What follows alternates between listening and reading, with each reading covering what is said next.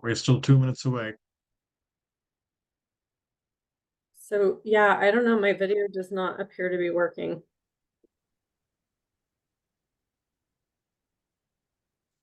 We could do camera off, Kimberly. That's okay. The webinar is now live.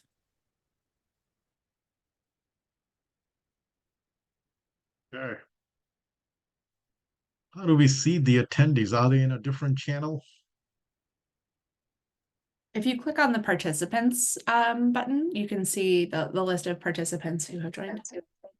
Okay, I think in a presenting mode, I can't see it. It's difficult to see in presenter mode, yeah. Welcome to everyone who's joined. We'll get started in a moment.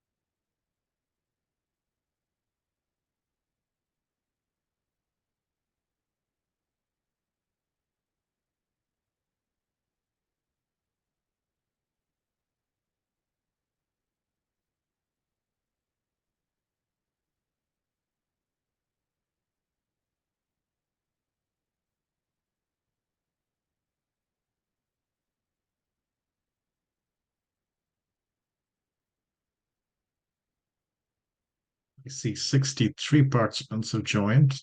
We'll give it a few minutes and welcome to everybody who's joined so far. You're here for the AI Management Systems webinar.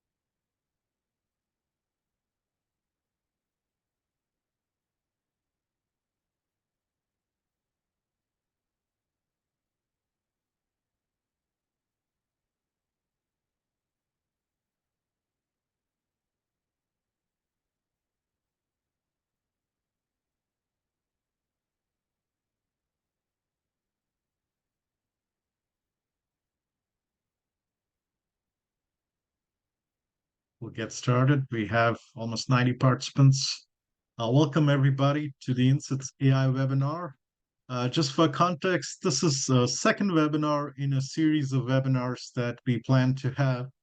And a few months ago, some of you may have participated in our webinar that we co-hosted with NIST, which showed the crosswalk between the AI Management System Standard and the NIST AI RMF.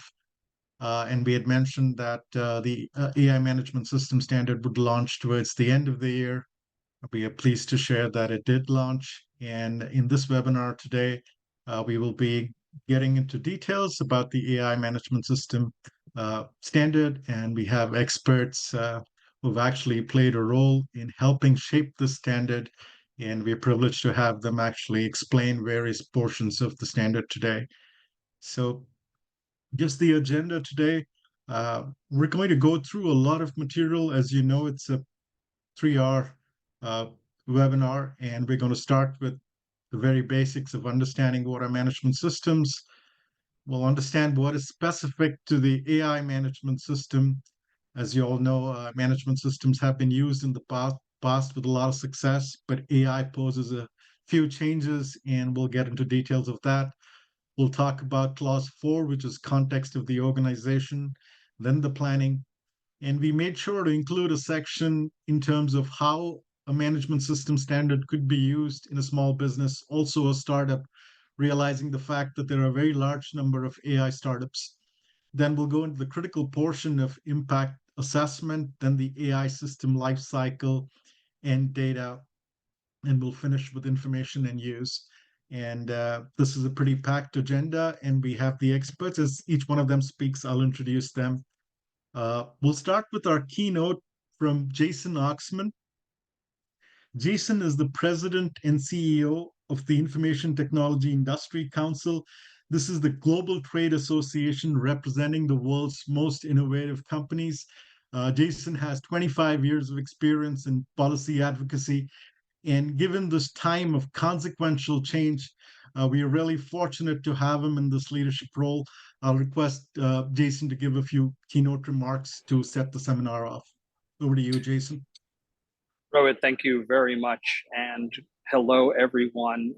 This was billed as a keynote. I promise you I will not speak for long. I just wanted to have the opportunity to welcome and thank everybody for participating in this very important discussion, and also to very briefly set the stage for why the work that this group is doing together in collaboration is so important for the global success of AI deployment.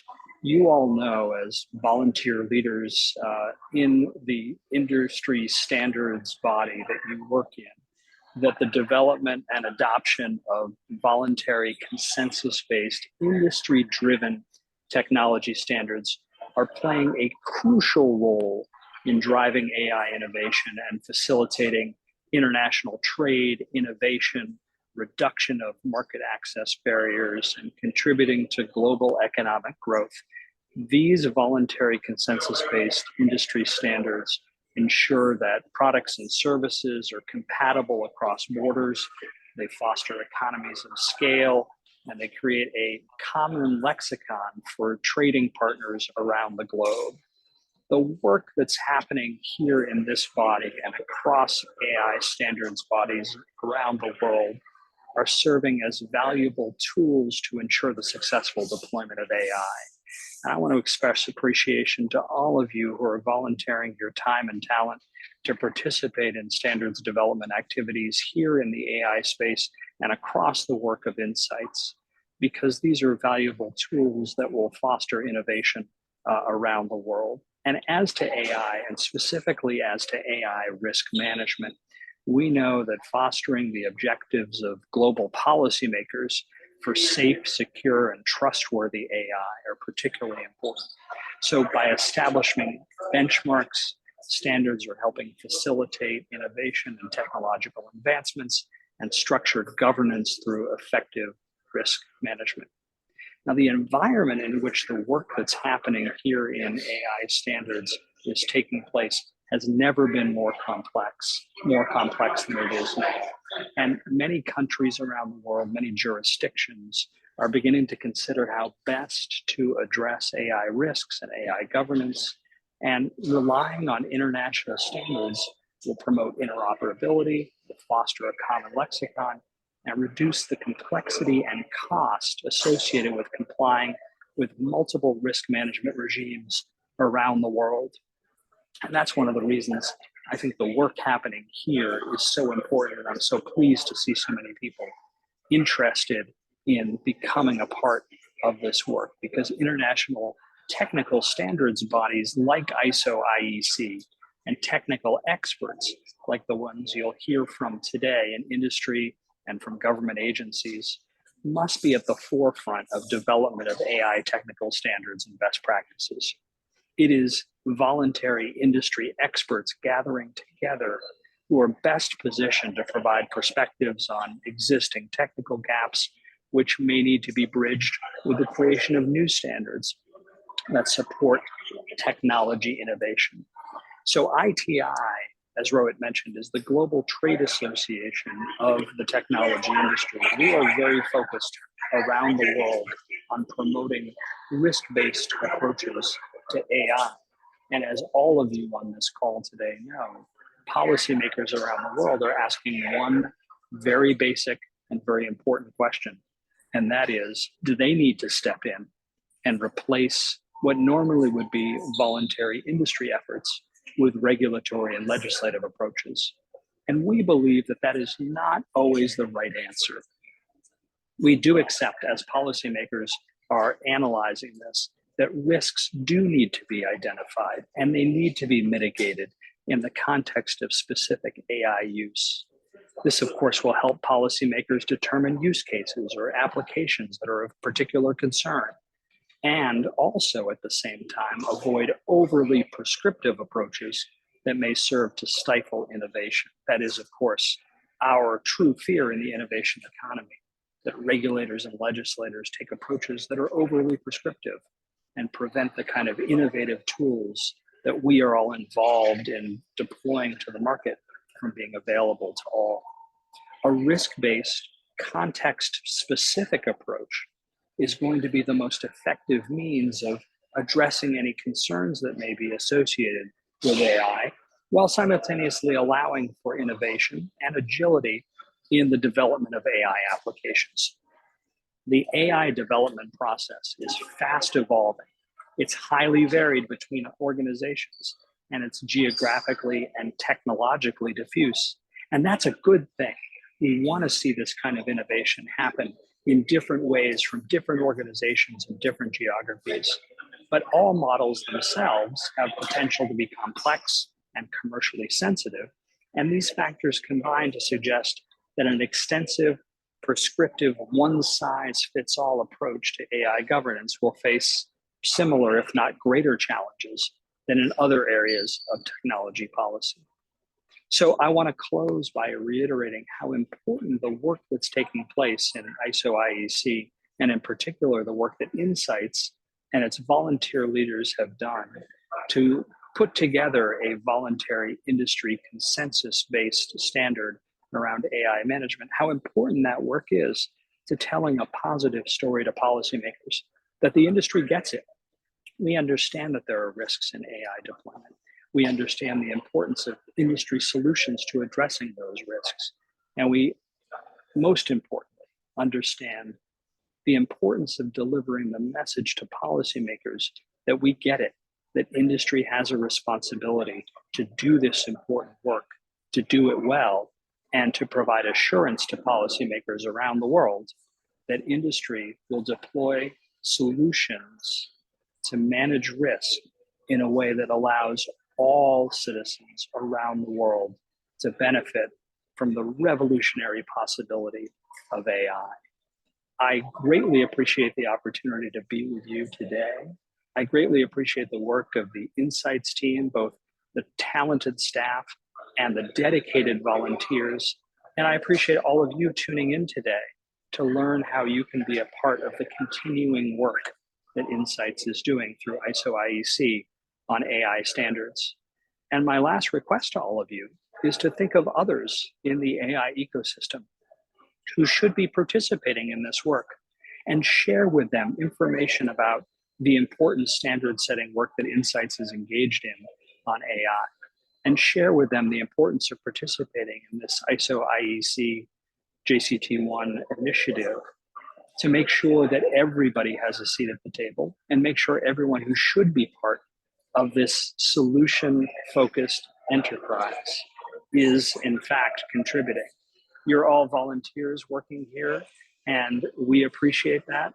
And we want to make sure that your colleagues and compatriots around the world are also engaged, because we are indeed better together.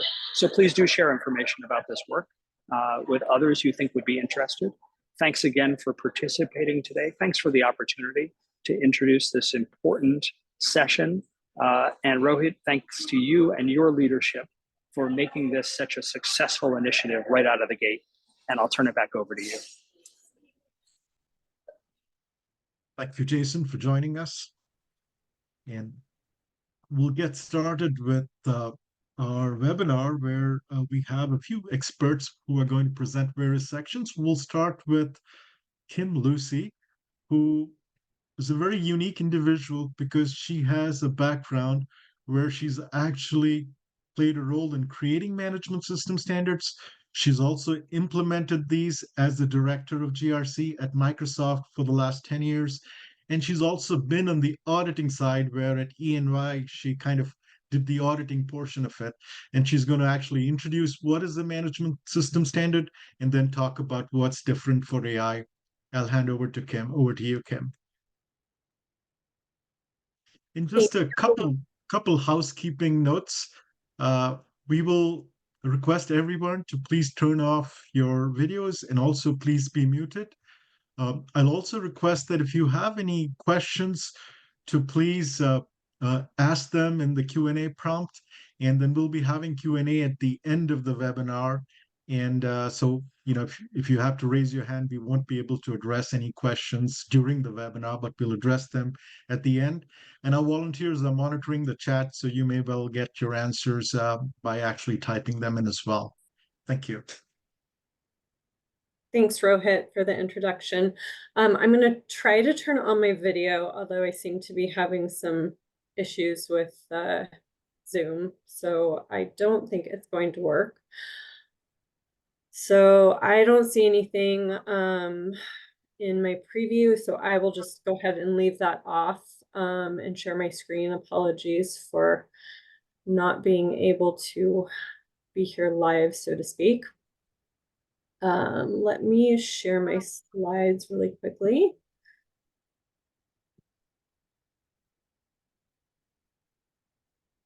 Hopefully you can all see those.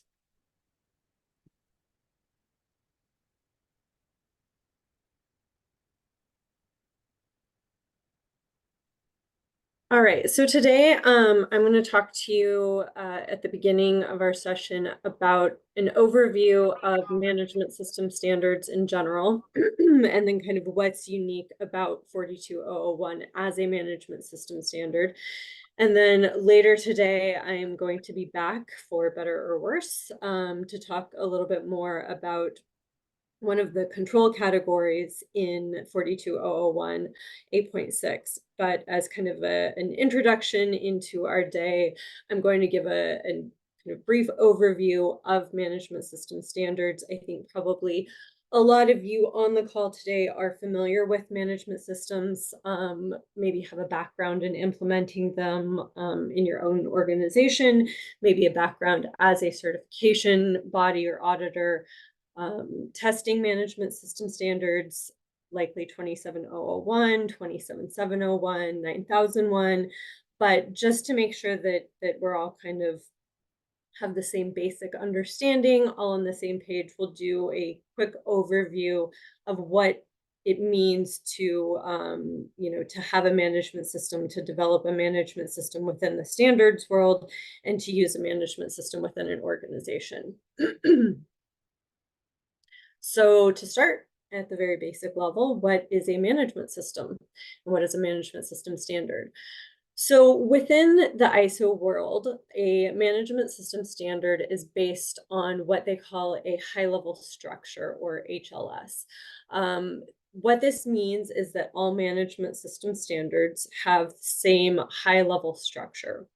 And these are required management system clauses. So all management systems have these. If you're familiar with 9001, 27001, 14001, you will recognize these same management clauses over and over and over. And these are the clauses that are in the little box off to the right. So we have context of the organization, leadership, planning, support, operation, performance evaluation, and improvement. So these particular clauses, the requirements of a management system, are repeated in anytime you do a management system standard within ISO. For a particular domain or sector, you can create a management system that is scoped to this particular domain. So we have one scope to information security, to privacy, to AI kind of in the tech world. Outside of that, we have management systems for healthcare medical devices. We have ones for environmental safety, for quality 9001. So different sectors can adopt management system standards, again, using this high-level structure and modify it to their own domain and their own kind of specific needs for that sector. But again, they all need to have these same management clauses. Management systems stress an iterative process of continuous improvement. That's a phrase that you will be very familiar with if you've ever worked with management systems before. There's a kind of phrase that gets used over and over again, plan, do, check, act, which is in the graphic to the right there. So this is kind of the model that you see used a lot for continuous improvement. So planning and support, operations, evaluations, continual improvement, in this kind of iterative process, the cycle that continues over and over again. Doing a management system is not something that you implement one time. It's one and done. It's something that you're expected to operate continuously.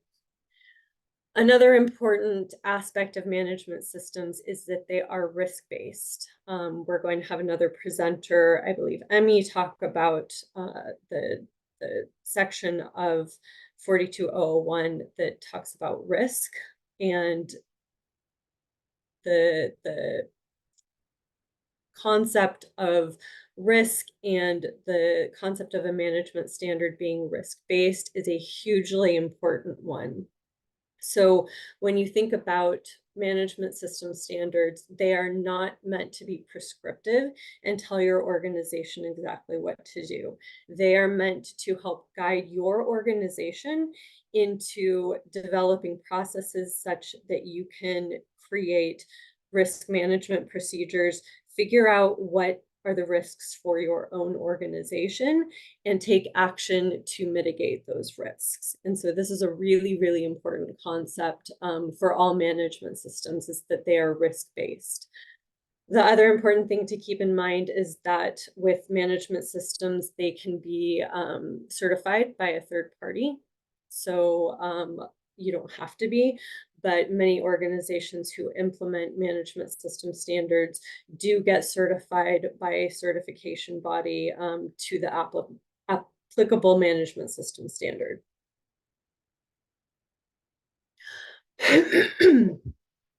So why do organizations use management system standards?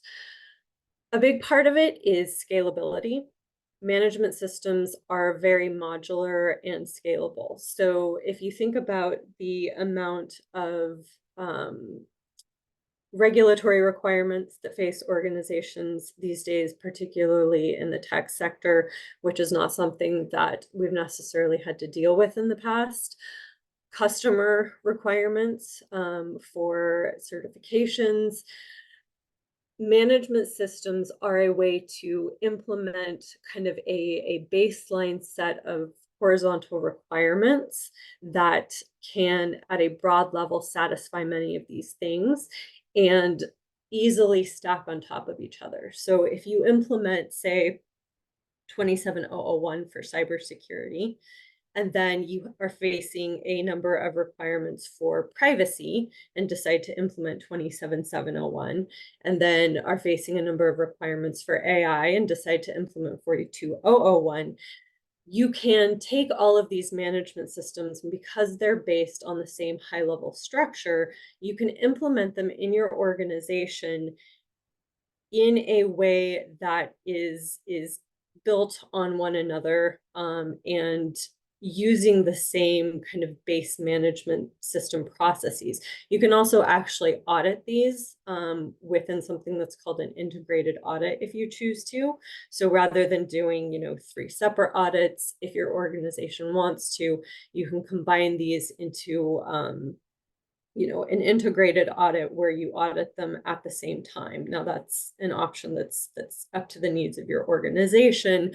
But because they're all built on the same high-level structure and framework, they become very scalable. Again, new compliance offerings, technology-specific requirements and controls then can be added more easily and quickly if they're based on this concept. And because of that, there's a reduction of implementation costs through the scalability of compliance offerings. Flexibility. It's related to scalability, but a little bit different because of the level of abstraction of a management system standard. It makes it easier to adapt to new technology and regulations across different sectors. I think a lot of people would argue that perhaps this is a weakness in management system standards. I talk to a lot of people who say, oh, this isn't granular enough. The requirements and the controls aren't specific enough. They don't tell me exactly what to do. But that is really the exact point of a management system standard. It's interesting as someone who has now been part of the development of both 27701 and 42001, 27701 being the privacy information management standard. It becomes a really interesting process trying to write controls at the correct level of abstraction such that they are flexible enough, especially with something like AI, which is changing so rapidly that you want to make sure that you're creating a standard that, isn't going to be obsolete as soon as it's published.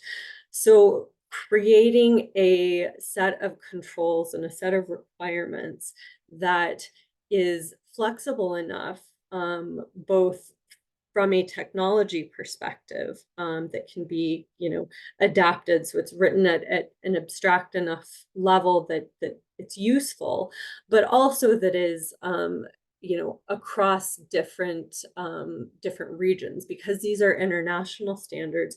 They have to be applicable across the world. They can't be, so granular and specific that they are only based on a particular regulation. So we, by purpose, build that flexibility in. And again, this is partially because they're based on risk and context and stakeholders. They're not value-based. They're not technology dependent. And so we want them to be as durable as possible as the technology changes, or within different regulatory environments, different parts of the world. Customer trust and sales enablement is a big part of why organizations use management system standards. So customers and supply chain are very familiar with this concept of management systems, partially because 27001, which is the Information Security Management System standard, has been around for so long. It's become kind of a common language with customers in the supply chain. With, you have this certification, people know that it means that you've been audited for information security. And now that we have within the tech world these other management system standards like 27701, now 42001, it has become a recognized sign and symbol of, a assurance to customers that an organization is doing the right thing. Within the supply chain as well, and particularly with AI, where we are going to have lots and lots of supply chain complexities where you may be using part of a data set from an organization, or a model from one supplier that is going into a device that your organization has developed. Having a certification that can be depended on throughout the supply chain becomes much easier, so that organizations don't have to go back and forth between one another and say, hey, what is your policy for this? And have you implemented this? And can you prove to me that you've done this? Having a certification that is verified by a third party throughout that supply chain makes it a lot easier to prove that your suppliers are doing the right thing, and to prove to your own customers that you are doing the right thing. And then the last point, which I think is encompassed by kind of all of these, is that it provides a really strong foundation for a framework for governance, risk, and compliance across your organization. So what does 42001 or a management system in general look like practically in an organization? I really like this graphic because it shows both, 42001, what it might look like implemented in an organization, as well as some of the other standards that are within SC42, which is the committee that we develop AI standards in, and I'll point to some of those in a minute. But within 42001, if you think about this as kind of, again, the foundation of governance, risk, and compliance within your organization at kind of the bottom of the pyramid there, think about that as your foundation, then implementing your own organizational policy guided by 42001, implementing your own specific management system based on that. And then at the very top, you've got your organizational operational controls and processes. These top two things, your own implemented management system, so the clauses 4 through 10 that are part of 42001, which we'll talk about in just a moment, and then your operational controls and processes. These are the things that an auditor comes in and audits. You get a certification to those. That results in your customer trust, accountability, and transparency. So this is, of course, a really simplified view, but I think it's a really nice one that shows kind of this stack of how you can implement 42001 in your organization and how that really, adds up to various pieces and how that eventually ends up in customer trust, accountability, and transparency. The other pieces of this are some standards that we've also worked on in the Committee for AI Standards, SC42, that can help with supporting implementing 42001. So for governance, we have 38507. For risk assessment, we have 23894. We're currently working on a standard. It's not published yet. It will likely be published by the end of this year on impact assessment guidance, 42005. And then 42006 is really just relevant to certification bodies, but that is the standard that will allow your certification to be accredited. So this is just kind of a nice picture that shows the full ecosystem of how all of these elements are put together.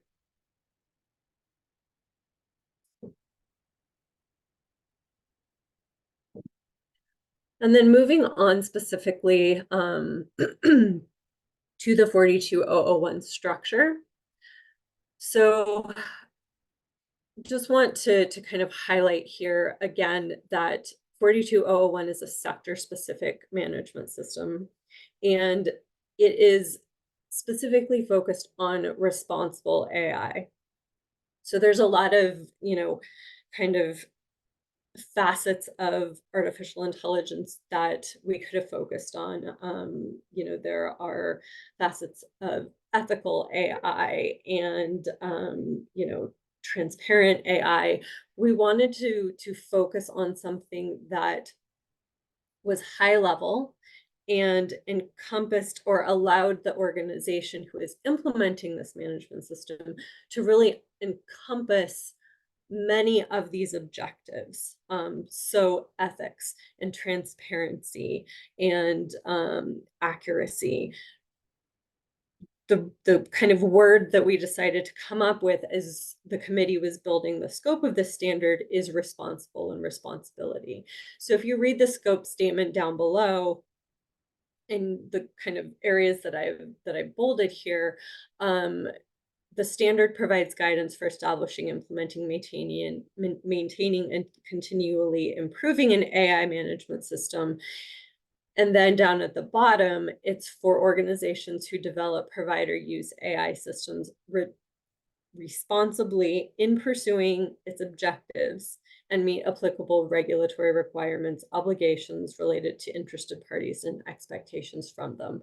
So again, this concept of responsibility and defining and pursuing objectives, I really want to highlight that and make sure that, people realize, and our next presenters are going to go into some of the various pieces of the requirements around the context of the organization and the risk management process, which we'll touch on this as well. But the scope of this standard is not about telling organizations what it means to be responsible.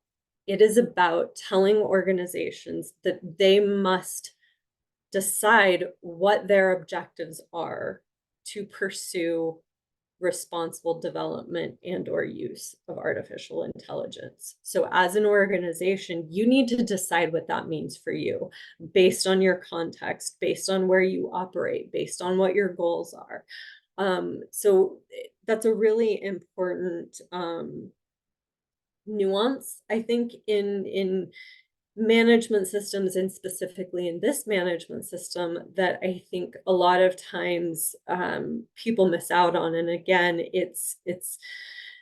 I think there's a tendency that people want very granular and specific direction, and I understand that, but at the same time, we want this to be flexible. We want it to be applicable across different regions and regulatory regimes and organizations. And so it's imperative that when your organization implements this, you think about what your objectives are for responsible AI. So going into the structure a little bit, the management clauses, we talked about that, context of the organization, leadership, planning, support, etc. Those are the requirements. Next, we have Annex A controls and Annex B guidance. And we'll be getting into some of these later in the presentation as well. These are where you'll find what are typically referred to as controls.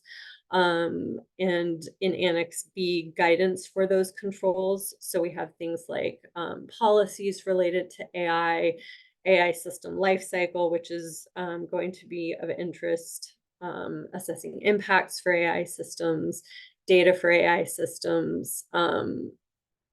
This is really where the kind of more technical system level information is. The management clauses, and I always kind of approach management system standards this way. The management clauses are where your kind of how your organization is run, the management level, not exactly governance, but more akin to governance requirements are. And then in the Annex A and B, in the controls, that is more system focused. So if you kind of make that split in your head, the management clauses are much more about a higher level. How are you thinking about your goals and objectives and running your organization? And then the Annex A and B are about more of the operational level and system considerations. We also have a couple of informative annexes, C and D, which are about AI-related organizational objectives. Not that you have to use, but potential ones, just to give some guidance and examples of what are potential organizational objectives that you can use, as well as risk sources. And then I wanted to highlight here a little bit about what are some of the more unique things in 42001, because again, if you've had experience with other management systems, particularly in the tech sector, a lot of this is going to be really familiar. So what I'm going to highlight in the clauses 4 through 10, as well as the controls on the next slide, is going to echo what we're going to present today. So I'm not going to go into these too much because I don't want to steal the content from Lane and Emmy, who are going to be presenting next. But as we go through the content in the next presentations, the context of the organization and planning clauses are really where we're going to see the biggest new requirements, so to speak, or nuances or changes for aims as opposed to 27001, 27701. So things like understanding the organization and its context, understanding the needs and expectations of interested parties. There are things in there that are very specific to AI and 242001 that you'll notice are different than 27001 and other management system standards, as well as Section 6 with risk management. A big change to that one, which Emmy will talk about, is the additional requirement of doing a impact assessment as well as a risk assessment. And that's really important because AI system impact assessments are a theme that we're seeing come up over and over again in regulation. The concern about impacts to individuals and societies with artificial intelligence is obviously a major concern. It is a requirement that, again, is coming up in regulation that we're seeing. And it's something that the committee and experts developing this standard decided was really imperative to include in the standard because of the importance that different groups and kind of the societal discussion at large is focusing on. So as far as kind of uniqueness of the controls, they're all unique because they're about AI and not about information security or privacy. But some of them will be more familiar because they're about, designing policies related to AI and assigning AI roles and responsibilities. These types of things are going to look, fairly familiar if you're already familiar with controls from the other information security management system and privacy information management system. For 42001, probably the biggest changes and the most kind of different controls are these ones that I have starred here, which again, assessing the impacts of the AI systems, the AI system life cycle, data for AI systems, information for interested parties, and use of AI systems. And so we'll be going through some of those in the later presentations as we go through the webinar today. And then finally, I just wanted to briefly touch on the relationship between 42001 to other frameworks and regulations. So we have worked in the US with NIST. We had another INCITS presentation, which I think a number of you attended, on the relationship of the NIST AI RMF and 42001. There is a crosswalk or mapping available, and I put the link in the presentation here. So you should be able to get that. And so obviously that framework, the risk management framework is a little bit different in its goals than 42001. But we have worked with NIST and continue to work with NIST to make sure that the general concepts and principles are well aligned, and they are. There's also ongoing work in EU standards committees to investigate the use of 42001 as the basis for harmonized EU standards related to the AI Act. We have a number of experts from the EU who have, been part of the development of 42001, who are also working in the EU standards committees. And so there's, a lot of overlap and alignment with various EU regulation as well. So as much as we can, we try to, the experts in SE42 who are developing these standards, try to stay informed about various regulatory activity and other frameworks so that we can align those and, aren't having a huge mismatch in terms and in concepts across the world. It doesn't always work out, but as much as we can, we're trying to align as much as possible. So that's all for me. At this point, I will be talking about the AI system lifecycle in a little while, but I will turn it back to Rohit now to introduce our next speaker. Thank you, Kim. And we're right on time. So our next speaker is Lane McNeil. Lane McNeil is the founder of HISDI Incorporated. It's a boutique data management, interoperability, and policy alignment organizations. Clients include major public sector organizations such as the DHS and DoD, and Lane has been a member of INCITS AI since its beginning. Over to you, Lane. And again, if you have questions, please do put them in the Q&A tab in Zoom, and we will do some live Q&A in the end, but experts are already answering questions as they come up. Thank you.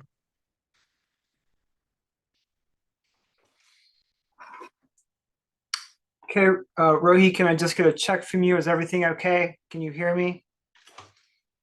Yes, I can hear you, and the slide is also visible. Thank you. Absolutely, fantastic. Well, to begin with, I just want to thank everybody, Rohit, Jason, and Kim. I hope everyone understands what an absolute privilege it is to have some of these speakers here today. Relative to some of the people that we have here, I'm probably a little new to some of the standards development, but I just want to say that this group, to have the ability to look at something like 42001 and to be able to discuss it and work through it with a group of individuals who have committed themselves to developing standards that are this robust and this applicable in such a challenging environment is just an amazing experience. And so thank you all. And, Kim did a fantastic job of kind of going through explaining exactly what management standards are. And some of the things she spoke to are some of the issues that I hear in a lot of listening sessions and a lot of going out and polling different members of the community. Everyone kind of has a different take on it. And unless you are intimately familiar with standards development, you may well feel that something that's pertinent in your particular world isn't necessarily being addressed in the standards world, or there are going to be gaps. And the thing about it is that, you have people who are committed to trying to ensure that all these gaps are identified and that these things do in fact work together. And one of the terrific things about the management systems is that they are in fact meant to be used and utilized together. So if you do in fact have something that's existing, or if you have controls within your organization, you still should be able to implement this specific management system relative to AI in the context of everything else and make it fit flush and make it work together. And it's just one of the threshold questions that we seem to be getting time and time again. What I'm going to be talking about today is section 4, which is the organizational context. It's understanding your organization within the context of AI. Section 4 itself is just called context of the organization. And a lot of people would probably look at this and just say, well, this is a threshold section to the standard. It's the first real piece where you're coming in and probably talking about, just the basics of the organization. But this is actually, it's a very short piece. It's one page out of, I think, 17, but it's exceptionally important. And some of the reasons are what Kim alluded to already, and it's what makes management standards so very strong, and some of that is that, they're risk-based, continually improvement focused, and then the scalability and the flexibility, and finally the scope. Everything is so absolutely intimately related to the specific organization. And that's what this section does. It is a challenge to come into this in earnest, with good intention, to really understand where your organization stands in terms of its utilization and its plans for AI relative to who its unique stakeholders are, both internal and external, and who, what kind of issues that it might face.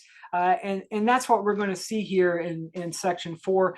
And unfortunately, this is the first place where we're going to have to start delving into the language and getting down into the specifics. So we can't just be highlighted to talk about it. We need to get down into the meat of it. But that's what I'm going to encourage for the rest of the document. I mean, sections 4 through 10 are effectively the management clauses that give you the direction that you're going to need in order to establish your AI management system. And the organizational kind of just the conceptualization that you have of it in the very beginning is absolutely one of the most integral things that carries through as your through line through this whole process. So exceptionally important section. Like I said, it's very small. It's only a page, but we're going to get into it. So section 4.1, understanding the organization in its context. And there are two pieces to this. And it's actually interesting because, as you can see, it's pretty small, really only a couple of sentences, but there are actually 3 notes that go along with this that are embedded in the standard that go quite a bit beyond what's said here in terms of explaining it and giving some additional detail, which I think is one of the things that alludes to the power you can get in these statements. There's a lot that's going on here.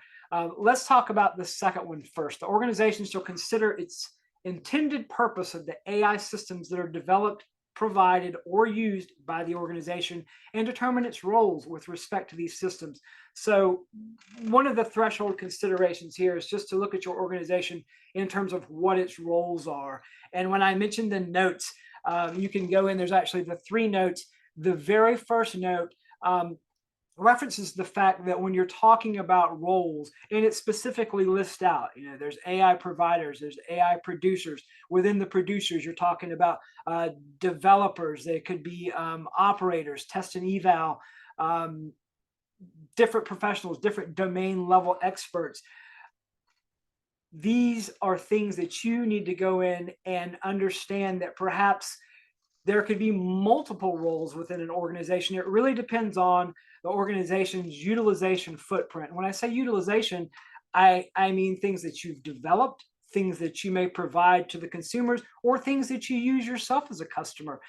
You can have many different roles from an organizational perspective with respect to how you deploy AI.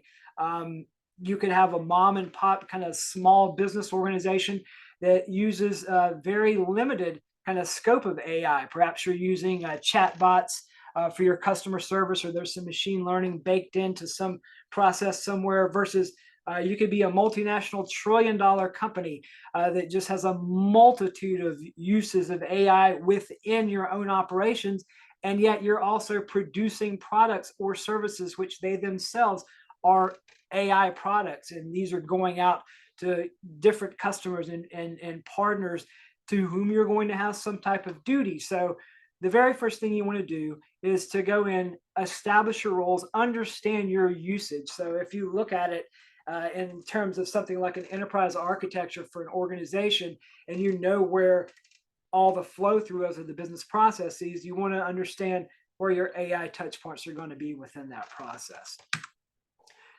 The second part of this is coming from that understanding of what exactly we are, what are going to be the internal and external issues that actually come in and affect our ability to achieve the intended result that we want with our AI management system. And again, we're talking about the responsible use of AI and what that means to each individual organization.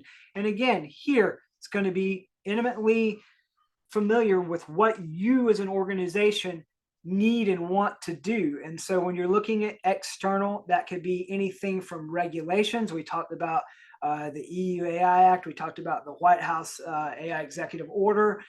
These are examples of things that are set in place that you're going to try, or you may be mandated relative to your location to adhere to certain regulations or certain laws in specific countries. Wildly dependent on what your organization does, what its intent is, and then a lot of times where you're geographically doing business. I mean, you may have different roles. You're talking about an MNC that just has, a presence in countries all over the world, and you may well have to adapt to each of these. So these are the things you're going to have to understand in terms of understanding your organization and the context within which you're using AI. And the thing that really ends up coming of this is with section 4.2 is understanding the needs and expectations of the interested parties. And one of the things Ken mentioned is that this is risk-based, and you really want to be able to go in and say, okay, who are the interested parties? For each of these touch points, who's the counterparty? Is this something where we're using an AI service, we're using a platform or provider, the SLAs that we have in place with this particular vendor? Those are issues and things that we need to understand, and touch points to perhaps may be relevant to the AI management system. There's a process by which you go through this. You determine there's three pieces. What are the interested parties that may be relevant to the AI management system? What the requirements for each party would be, and are these requirements that can in fact be addressed through the AI management system? It may be the case that there are unique requirements, but perhaps they're addressed by an overarching management system or by some other control that you have in place within the organization or some process, but it still needs to be aligned with 42001 in your AI management system. So all of these things, these are the big considerations, and 4.1 and 4.2 effectively then come together, bring us to 4.3. With those pieces of information in our back pocket, we come to probably, I think, one of the most important sections within 42001, and it's scoping your AI management system. And as Kim stressed time and time again, there's a reason that these AI management systems are as flexible as they are and made in a modular fashion, so that you can go in and say, okay, this is what we need relative to this specific requirement within my organization, which is unique relative to any other organization, just for the fact that we have this particular footprint of how we've deployed, used, developed AI. And it literally says, pretty simple on the face of it, the organization shall determine the boundaries and applicability. So we've got kind of how broad is this scope and what are we applying it to relative to sections 4.1 and 4.2. So what we're going to want to understand is what are the external and internal issues, and what are our roles and our responsibilities associated with those roles. And that's going to bring us to the scoping. And the thing about the scope is that then is what we use to apply to the rest of the document, which is effectively what constitutes the AI management system. So we're talking about the different sections that follow this one. There's leadership, there's planning, support, operations, performance evaluation, improvement, and then there's the stuff in the annexes, the controls and objectives. And these really are what form your AI management system. So we come to section 4.4, and it's straight on the face. This is your call to action. The organization shall establish, implement, maintain, continually improve. And this is actually a piece that was added between two of the versions, and document an AI management system. And just want to do an aside on that for 2 seconds. Anytime there's a version of a document like there was in 42001, and an earlier version doesn't have something and the secondary version does, and that's exactly what happened with here with the end document, it means that people explicitly want you to go in and ensure that something is done. And one of the things that Kim and I were discussing earlier and that she pointed out is it's exceptionally important to realize back in the scope section, the scope shall be available as documented information. couple of things about Section 4. Clause 4 is the first time that you get shell statements in 42001. So this is the beginning of what you must do. When you talk about those management clauses and the things that are effectively requirements to have an AI management system, this is exactly what you're talking about. So you're going to get these shell statements, and these are the things you're going to have to run through and do.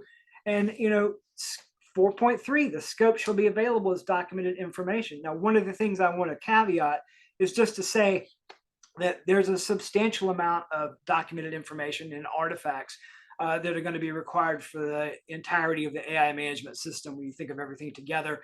I would encourage everyone to read 42001 in its entirety. It's only whatever it was, 15, 17 pages, and understand what exactly it is that you're going to need. Section 6, and I believe in Section 7. Section 6 has specifics in terms of things like the AI risk assessment or the AI some risk treatment. I think 6.2 is objectives. So you're going to have absolute specifics in terms of some things that you have to document. And then in Section 7, it specifically talks to, in the support section, the operations, what you're going to have to do in terms of documentation, how you maintain your documents, how you refresh them, how they're accessible. So there's a lot on documentation. Don't just start here with the scope and be like, I've got to get this down. I'm going to have an elaborate document. Read the entirety of 42001 and understand exactly what it is you're going to need. So we come back to this. 4.4, as I said, is the call to action. The main takeaway here is establish, implement, maintain, continually improve. Continually improve is the huge piece of this. As Kim said, this is not a one and done. There's a leadership section, section 5 right after this, and that speaks to the fact that there need to be people who are put here who have oversight and have the ability to change and grow with the company. And that really, at the end of the day, is going to be the key to success. I think Section 4 is a key to 42001 success, to take everything from an organizational context in the very beginning and understanding the requirements of your stakeholders and your unique issues, to carry that through this entire process is going to be one of the most important things you can do. And it's all right here in the document, sections 4 through 10, plus the annexes. It's going to give you everything you need for this AI management system. And then to establish, implement, maintain, continually improve, and obviously document are the things that you're going to have to do to keep this alive and to give it the utility that it needs to ensure that your organization is seen as adhering and acting responsibly in terms of its usage of AI. That's basically it for me. And there's a lot still to come. I appreciate your time, and have a terrific day. Thank you, Lane. The next, we'll get into Clause 6, which is planning. And I'd like to introduce Emmy Bain. Emmy Bain is a data ethicist and a privacy sociologist and a senior fellow in ethics and AI at the World Privacy Forum. She also manages the Privacy Ethics Review Program for HP's AI ML Sandbox. Over to you, Emmy. Hi, everybody. I'm Emmy. I'm going to talk to you about Clause 6 today. Can you let me know if you can see it on the screen, please?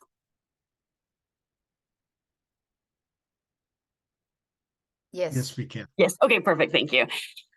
So Clause 6 is going to review the process of creating your management system. Excuse me just a moment, please. Great. Based on organizational priorities and existing structures and functions, creating a consistent and well-documented framework for assessing organizational ability. And an additional requirement here, pardon me, right, for this social impact assessment that Kim spoke with us about before.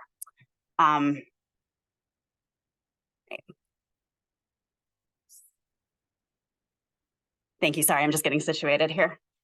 So this requirement here, 6.1.4, is newly introduced to the standard, and we'll spend some time on it at the end of this section.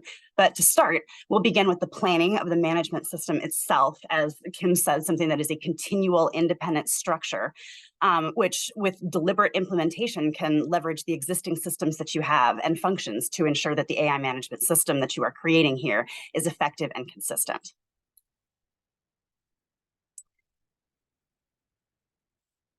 When the organization is designing the processes by which it will manage and assess AI, it needs to establish the appropriate scope of the program so as to provide proportional and effective management for the AI systems and tools under consideration. The management system itself is independent of the AI systems it reviews. As we said, it is its own structure. It is not a reactive function to each use case or tool. So in order to do this comprehensively, an organization should consider the internal and external interests relevant to its purpose, the role the organization plays in the AI system, the context in which the systems are deployed, and the requirements of the interested parties relevant to the management system, which we discussed back in Clause 4. This also includes regional and domain level laws and regulations, attitudes and public opinions surrounding the AI system, and the historical experiences of the relevant parties. The organization should also identify the risks and opportunities that are relevant to the ability of the system to achieve its intended results, right? The system should be effectively resourced and supported at the correct levels to function as it's envisioned by the designers. The ability of the management system to prevent or reduce undesirable effects or unintended results, right? So the system should be able to accurately identify and remediate risks and potential harms, which includes training and resourcing the correct subject matter experts and intervention at the correct levels and junctures. And then also finally, the continual evaluation and improvement of the management system itself. The organization should document and continually review for currency and accuracy, AI risk criteria, and the organizational standards that support the 4 components here, right? So first, to extinguish acceptable from non-acceptable risks, right? For example, the chatbot might return you a silly wrong answer to your question versus the chatbot will refuse to open the airlock door based on your performance review, right? So there's some difference here in whether or not this risk is impactful or consequential. Second, the criteria should support the performance of AI risk assessments. Third, the implementation of AI risk treatments, which are mediations developed in response to the assessments. And finally, the assessment of AI risk impacts beyond the organization.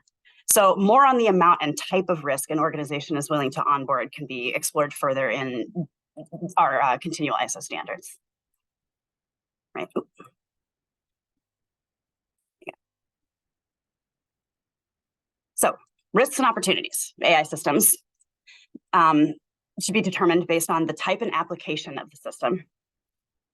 Oh, I'm sorry, I believe I skipped ahead. Pardon me. All right, thank you, excuse me. So the organization should document,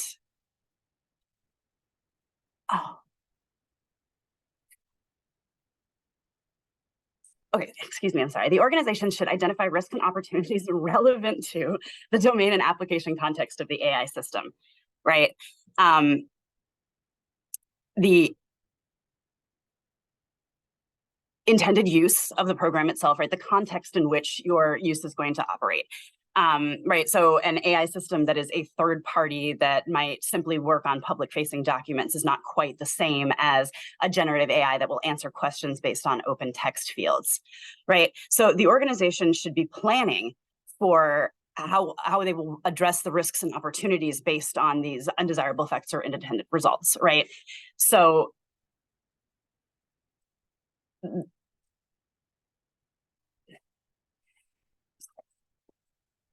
these actions should be integrated into the organizational plan. Move on here. So the AI risk assessment. The organization should implement an AI risk assessment process consistent with organizational policies and the AI objectives defined by the organization. We can talk about a little bit more detail in that later, right? But since the management system is not designed, again, to respond to individual AI systems it reviews, the assessment process can be defined independently from these use cases and applied to all use cases in a systematic way. The assessment process should be designed to produce results that are dependable and can accurately and reproducibly identify risks and potential opportunities, and should be appropriately scoped to the application. For example, risks that are inherent to chatbots should be considered and reviewed for each chatbot, but risks native to generative AI may not need to be assessed for classic AI or machine learning models. Requirements for data usage should be clear and consistent. When risks are identified, These risks should be analyzed on multiple levels for impact, for organizational, individual, and societal impact. We're going to come back to that later. And the severity and likelihood of the risk should be factored into this analysis. Once analyzed, the risks should be evaluated to determine whether or not they are acceptable or unacceptable based on the criteria established by 6.1, and to prioritize the risks for remediation. In this case, you'll want to consider what can and must be remediated, to what degree, and the resources required for each risk treatment. The assessment process, analysis, and evaluation should be documented and retained as evidence of compliance with this standard. Once an organization has assessed and evaluated the risks and prioritized them according to the criteria above, an organization is doing a great job, but an organization should not stop there. The AI risk treatment process should consist of appropriate risk treatment options and the controls necessary to implement those options.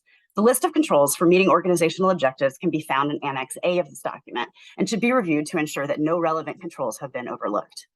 Implementation guidance can be found in Annex B. But wait, there's more. Organizations should think beyond the listed controls to determine if further controls are necessary to facilitate the selected treatment options. The controls in Annex A are not exhaustive. Organizations can select the controls that are applicable to the context and operation of the AI system, and should consider additional controls from other sources and integrating some or all aspects of the AI management system into existing management systems, especially those in which existing controls can meet or even augment the requirements of this standard. Once the appropriate controls have been identified, the organization should document the applicability of the included controls and justify the inclusion of the elided ones. For example, if the control is deemed unnecessary or inapplicable or exempted under external requirements, including controls the organization established for themselves, right? So if you've created your own controls in addition to the example controls in Annex A, those must be additionally reviewed and continue to play a role in future assessments and risk treatments.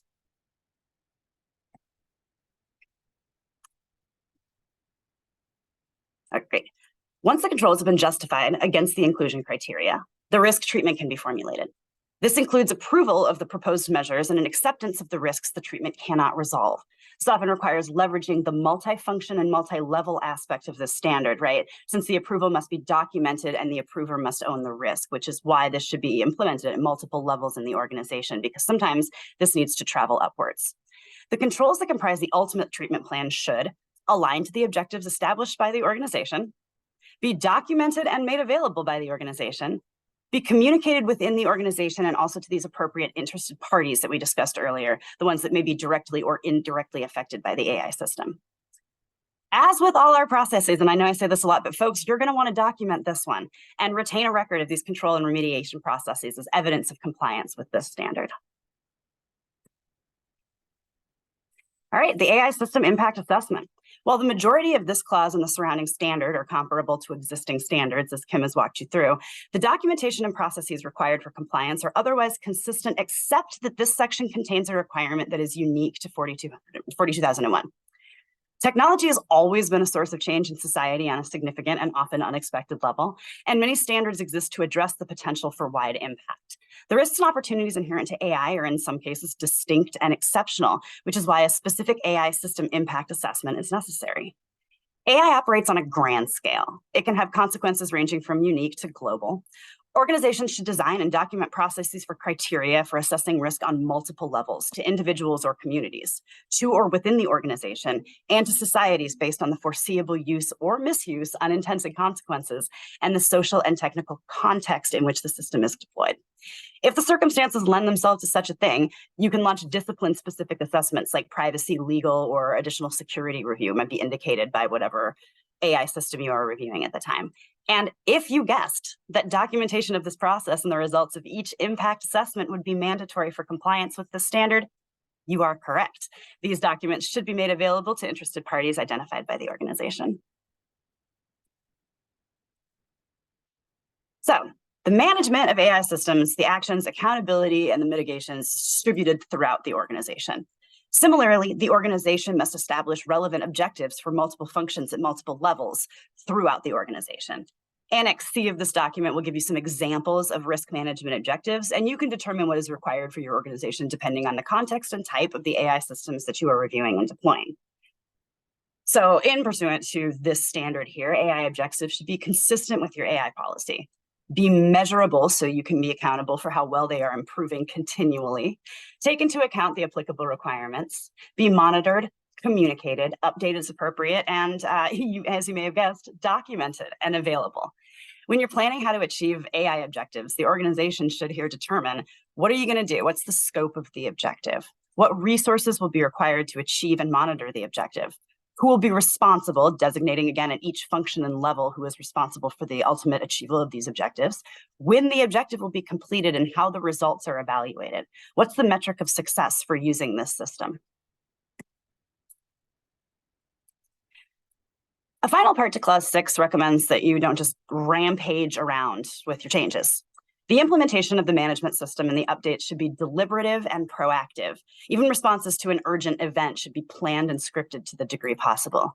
As you can see here, the standard is made to fit with other related standards at multiple levels with multiple existing processes and functions, including on the system level, a combined impact of the impact of AI on individuals and society. Speaking of that, I want to close this by returning briefly to the AI system impact assessment and the controls found in Annex A, right? So the first one requires the organization will establish a process to assess consequences. Second, it's required that the organization will document the results of these assessments.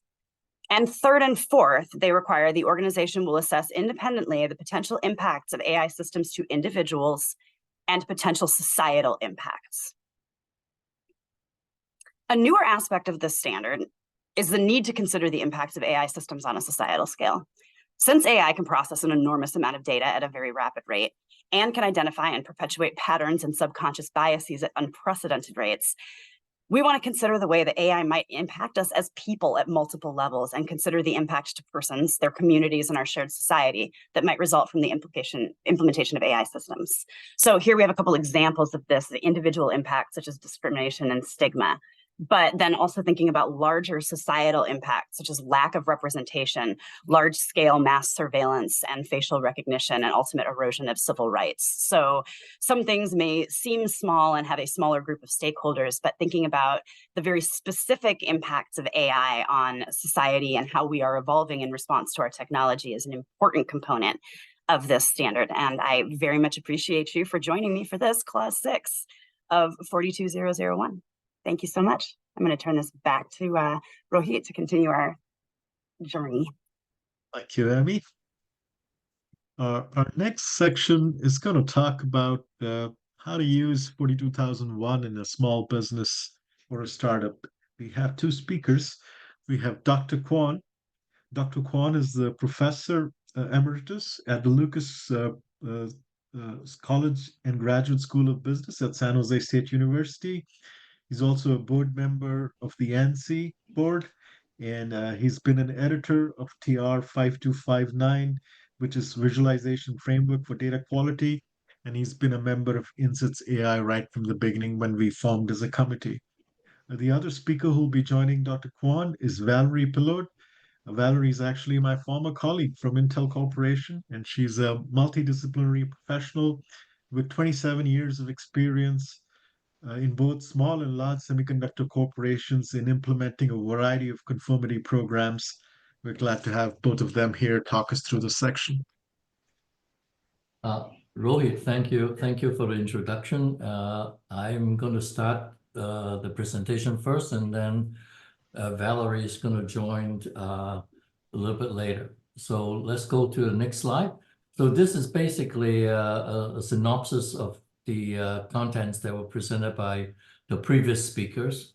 We particularly want to emphasize the how to use 42001 for small business, because I think that they might not have created a management system before, or they might want to learn about how to put in the resources to do so. So the first thing to do is, understand that a small business as a supplier, AI supplier or customer, needs to demonstrate commitment to both the development and use of the AI system. I think earlier there was a question in the Q&A about whether 42001 can be used for both. Yes, is applicable both the development of AI system and also use of the AI system.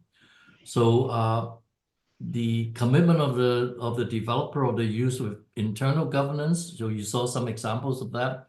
Continued development, risk management, and also achieve customer satisfaction and maintain consistency across the supply chain. So if you're a developer, you're looking at what do my customers want from me? What type of assurance they want to come?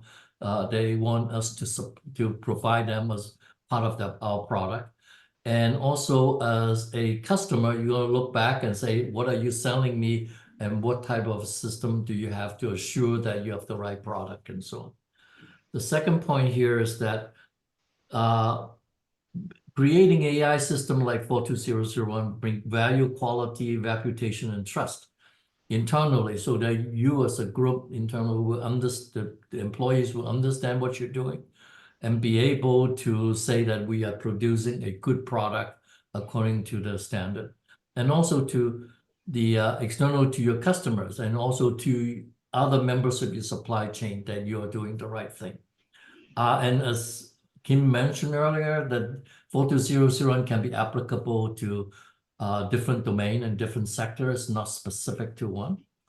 And the third point here, compliance to 42001 may be business requirement in the near future. So what we are seeing now is after 42001 has been published is that there's a lot of discussion, a lot of contents and companies coming out looking for consultants, looking for certification, because I think that they realize that this 42001 is something that they need. Last point here is that very soon, if companies are using this, they might require, make it a requirement that if you're producing a product, you have to certify before I buy it, and so on. Next slide, please.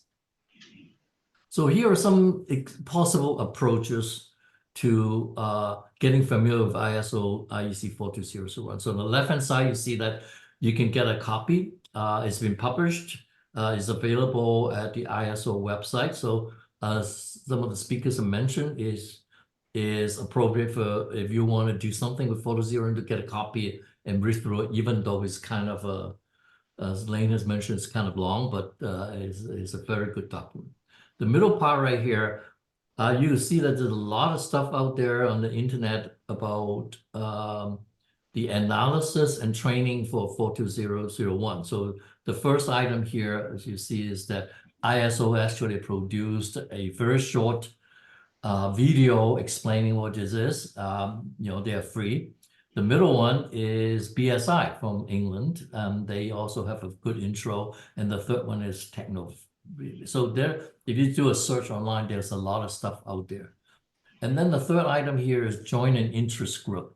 So LinkedIn already have groups of people, trying to share information, how they are approaching 42001 and what are some of the issues they encounter and so on. So it's a very good discussion group. So for small companies, one of the things is get a copy, get familiar with the 42001 with some publicly available free information, and join some discussion groups so that you can see what other people are doing.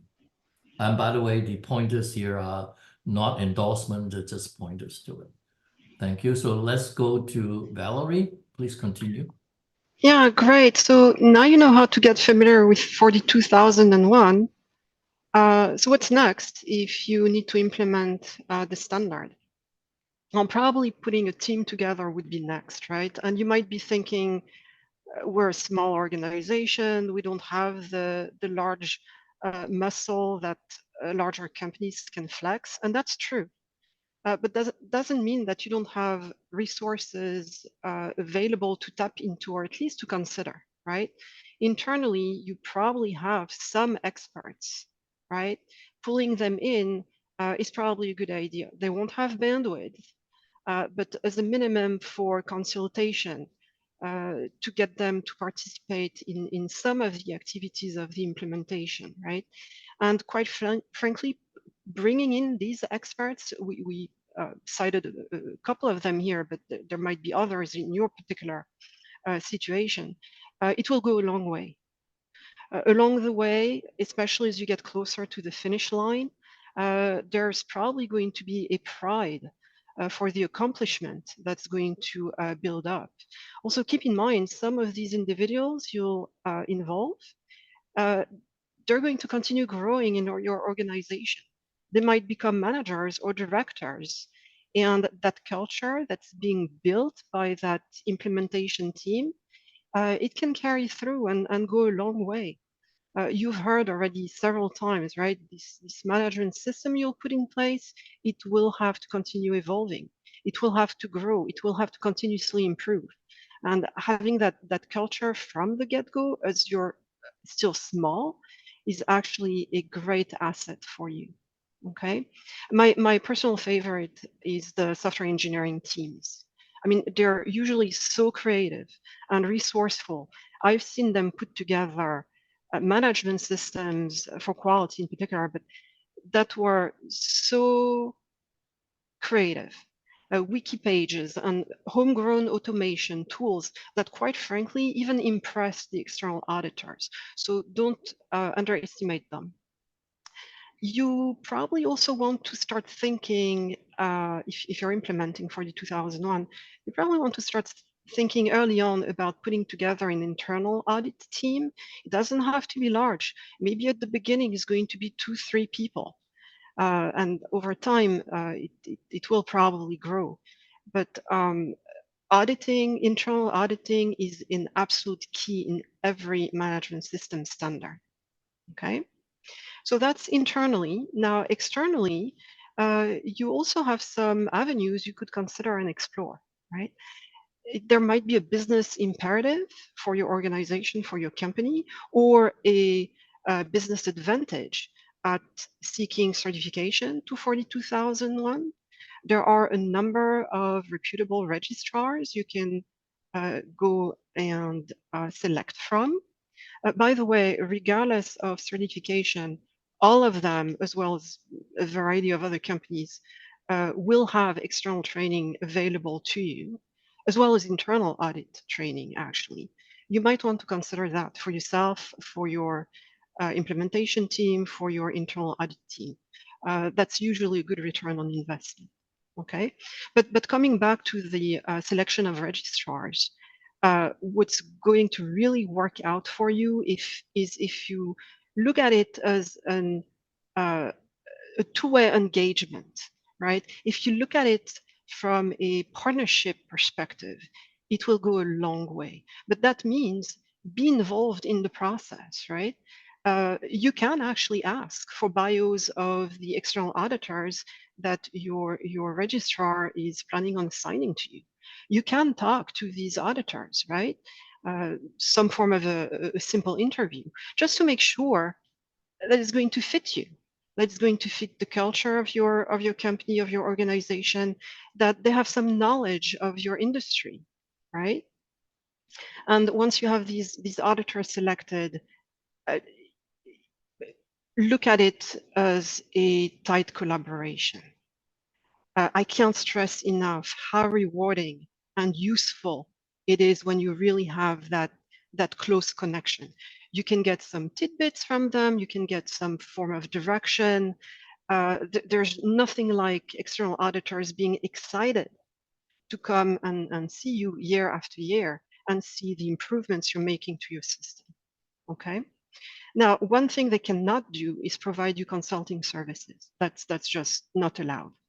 So for that, you'd have to go and look for a consultant, possibly somebody who's actually hands-on, who has implemented a management system before, who has auditing experience, and that will really be able to guide you through. Maybe just for a couple of hours a week, right? It's all these things don't necessarily cost a lot of money, well, except for the certification, but all of these things really have a return on investment, okay?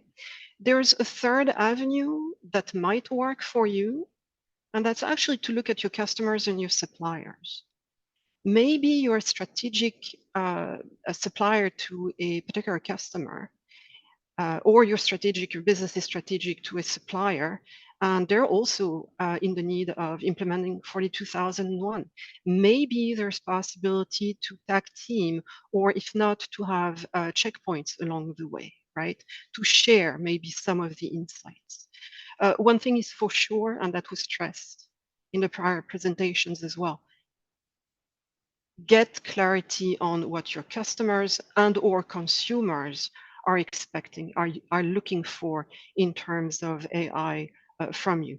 Stated or not, contractual or not, get a really good understanding, okay? And as Stephen mentioned, there's a ton of material available already on 42001. Large companies have put on their websites really good information. There's AI red teaming, model cards, a lot of things. Continue checking these websites over time, because there might be some more gold nuggets that you might be able to adopt or get inspiration from. Okay, so now you might have resources, a plan ahead for team members. What next? A management system is a pretty significant program to manage and to put in place. So treating it with good, sound project management practices is really a good idea, right? You'll need objectives, a set of deliverables, you'll need a timeline, of course, right? The proper reporting mechanisms back to your stakeholders, risk registers, all of these classic project management things. The other thing you'll have to do, and pretty early on, is a to-do and to-do analysis. What that means is looking at what you're doing today, right, related to AI. Who's doing what, when, how, and then go and compare that to 42001, and literally clause by clause, requirement by requirement, bullet point by bullet point. That's the level of detail you'll have to go and do your analysis. And not only that, but if you think you're actually meeting these bullet points, can you evidence it? And if the answer to either meeting or evidencing is no, then you have a gap, right? So you're going to identify a list of gaps. You might prioritize these gaps, but at the end of the day, you're going to have to close every single one of these gaps. So technically, that's going to fall right back under your deliverables and your project plan, right? You could consider treating that exercise as an opportunity to build competency, in your internal audit team, right?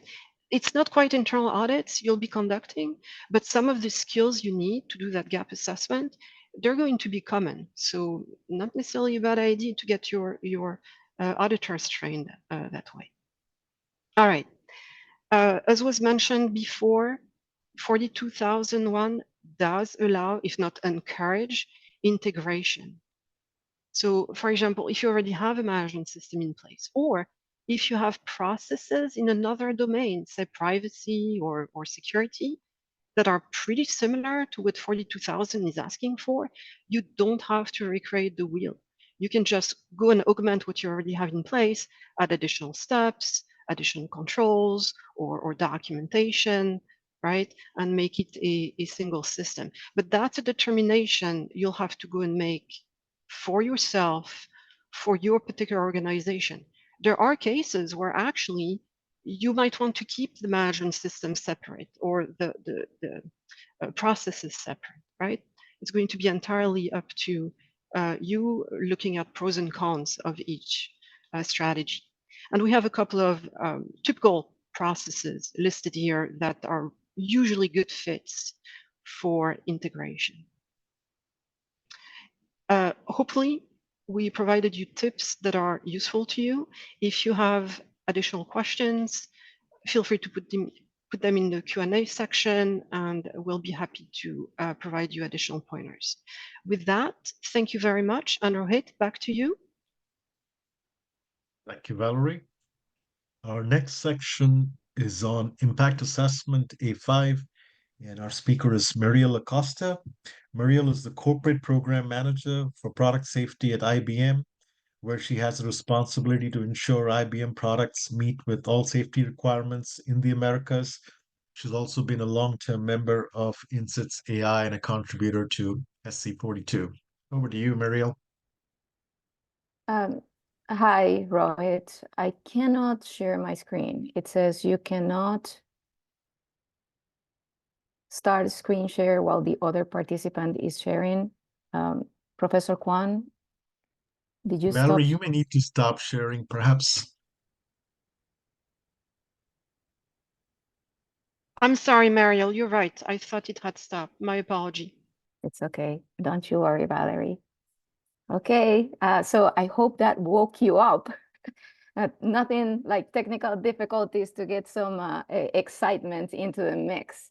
And I know that by now you may be getting to that point of being overwhelmed by the amount of information, but take heart because we're past the half point, okay? Stand up, do some jumping jacks, whatever it is you need to get back into the program.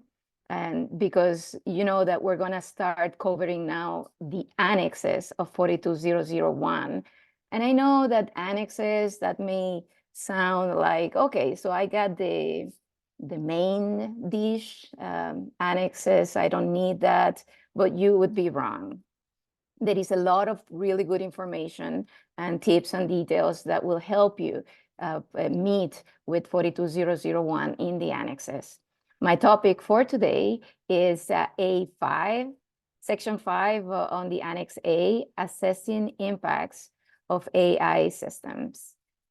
Okay, so now I know that I'm supposed to be just talking about Annex, the Section 5, but I wanted to give you an overview of what the annexes, Annex A does.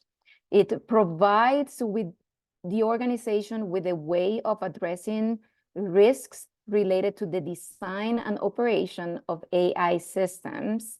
It is very easy to read. It has a table format where each section is listed, the objective is defined, and an associated control is given. And I know Emmy showed you how it looks, but I decided to add here a little clip just to refresh your memory. And this section is for A2, which is the first one. There are 10 sections. A2 relates to policies, and the objective is defined, and then the control is given.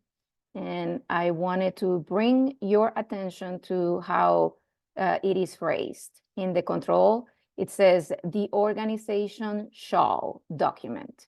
Shall. That's right. This is considered a normative section in the standard. Now, again, I apologize. I know that I am supposed to be covering Annex A, but I would be remiss not to mention Annex B, because it provides the implementation guidelines for controls that are listed in Annex A. So you're going to be using them together. For AI, you may be wondering, there are so many industries, users, sectors, different applications. How is it possible that a standard pretends to be able to manage everything?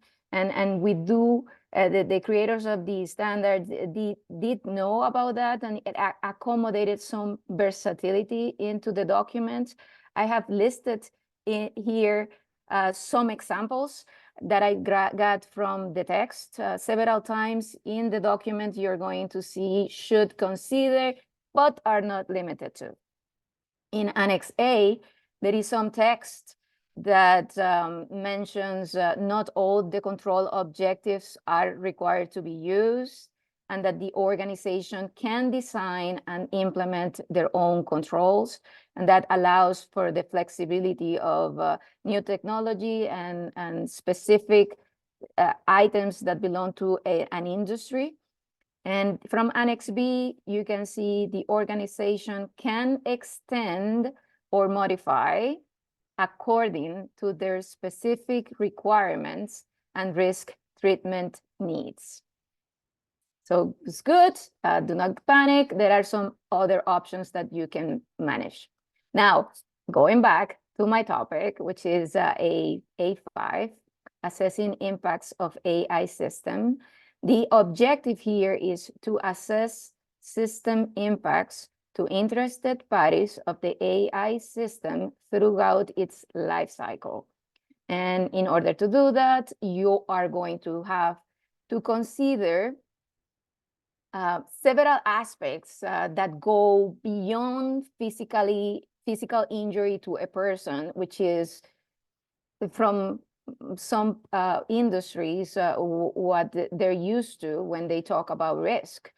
Some of the areas that are additional are to consider, for example, the effects on life opportunities, legal position, psychological well-being, human rights. And Amy did cover the new aspects about impact to society. And let me just bring up that even if you do not have the standard, your company, your organization has not bought it yet, there are some sections that are freely available. And I pulled the definition for risk, and it is a very broadly a very broad definition that is used in the standard is the effect of uncertainty. Now, compare that to the definition that I'm used to, which is coming from Guide 51, that is the combination of the probability of occurrence of harm and the severity of that harm. Then that will hopefully make it very clear that one of the steps that the organization should take is that knowing that there is the definition of risk varies across sectors and industries, that before the organization completes a risk assessment, they should first identify which definition of risk they're going to be using. Now, with that out of the way, I'll give you an introduction here. It is, as I said, very easy to read, but it has the gist of it is that you're going to assess the system impact. And for that, you're going to need to create a process to assess the consequences to users and maybe document mitigation that you're putting in place. You're going to have a system to keep your records, and these records should contain what the potential impact to individuals may be, and also the impact to society. Okay, so now if we go to the first item, and that is the system impact assessment process. The control here is that the organization shall establish a process to assess the potential consequences for individual and society. And if you're wondering how is it that you're going to do that, the guidelines for implementations are given on B5.2. The impact assessment for an organization should include, but it's not limited to, remember that text that the wording that I mentioned before? Here is another example. Here on A is that the circumstances considered for the assessment. You need to document that. And inside of that, you're going to take care of things like what is the complexity of your AI technology and what level of automation you have. And items like what is the sensitivity of data types and sources processed by your AI system. And these are some of the circumstances to be taken into consideration. The other ones I'll let you read on your own, and I will move here to this section, which it may bring some peace to some of you who think, hey, I am in the industrial machinery industry, or I am in the medical industry.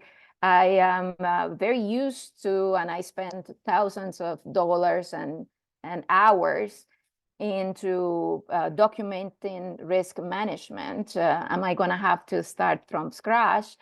And the good thing is that there is a note in the standard that says that it allows for alternative use of data gathered via risk management processes. And there is one here that is given, which is AI guidance on risk management. But you can find that throughout the document, some additional options. Okay, so now you have the process, and what are you going to be documenting? That's 5.3. The organization shall document the impact assessment and retain the results for a defined period.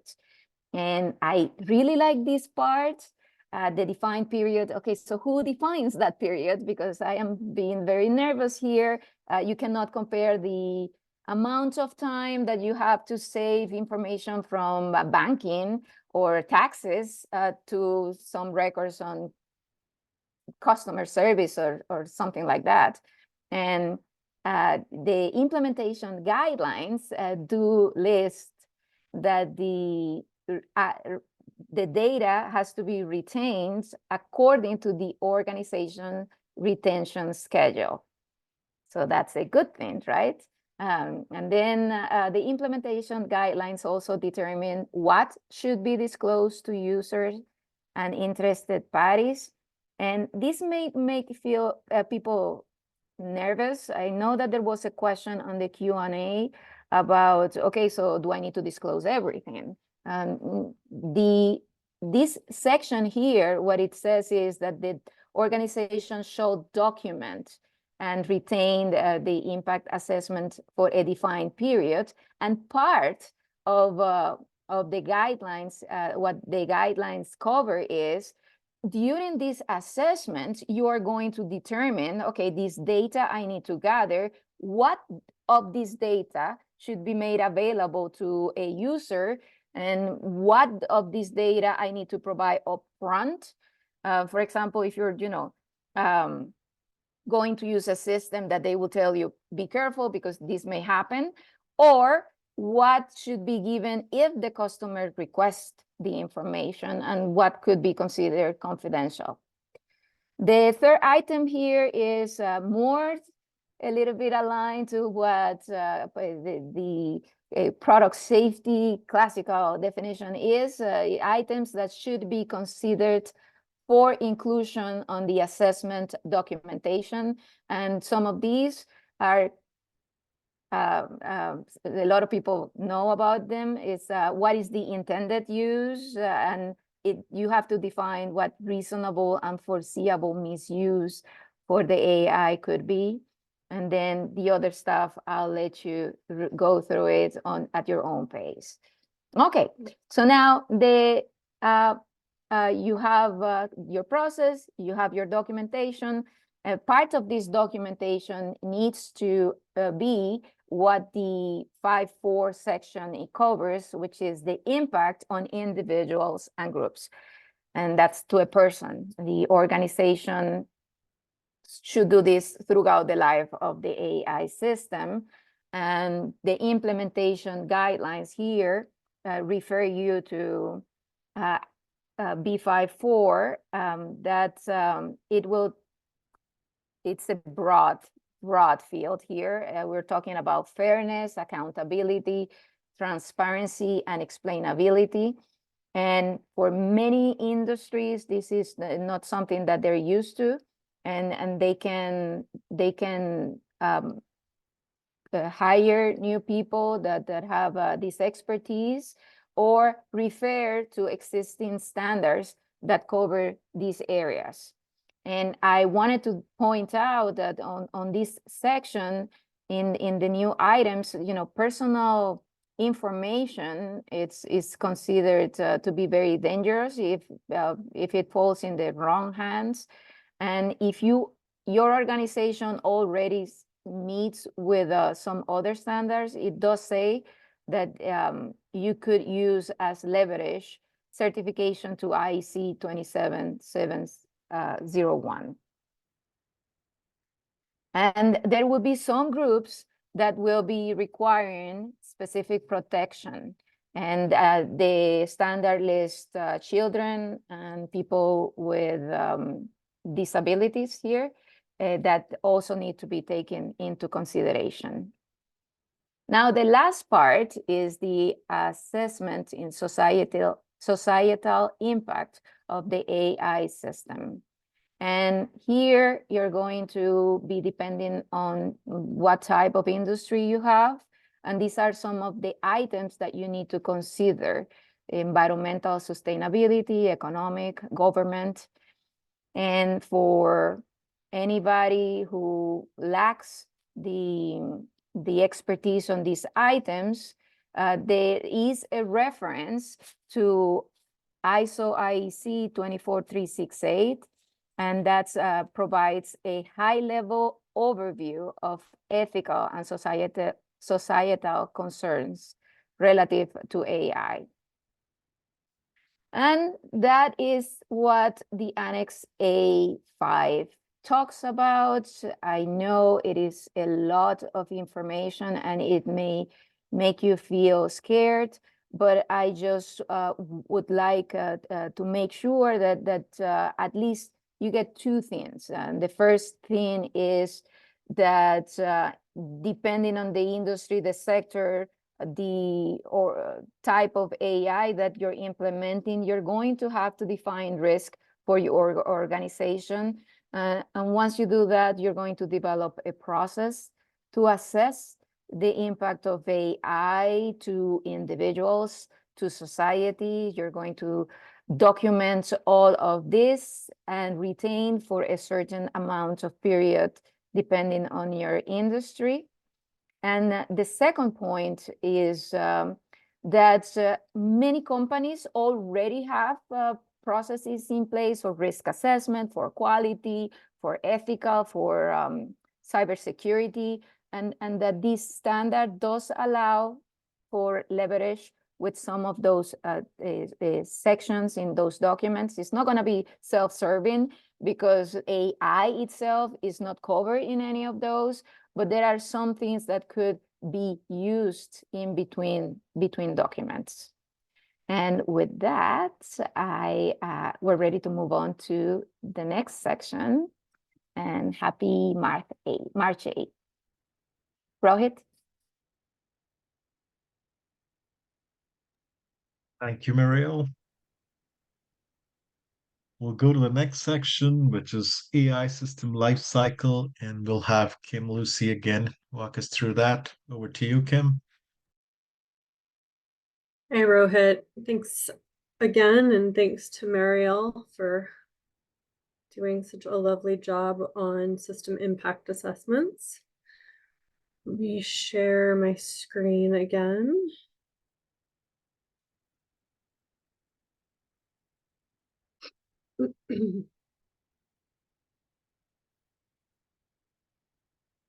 Hopefully everyone can see that.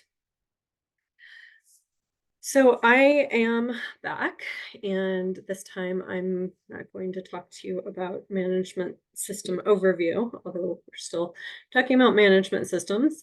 Going to talk a little bit about the control category 8.6, which is the AI system lifecycle.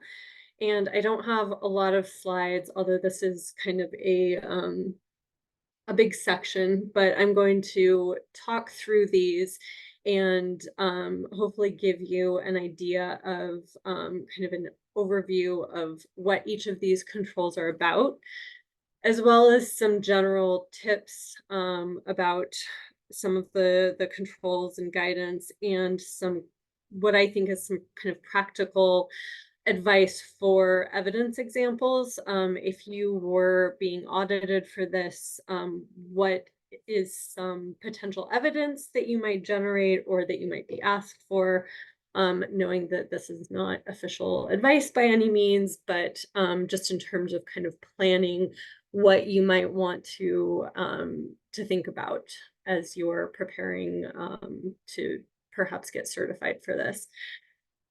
So in terms of the AI system lifecycle, this is going to be fairly familiar to a lot of you who've had to deal with software development life cycles. There are some unique considerations in terms of artificial intelligence development, but there are overall some, very similar processes.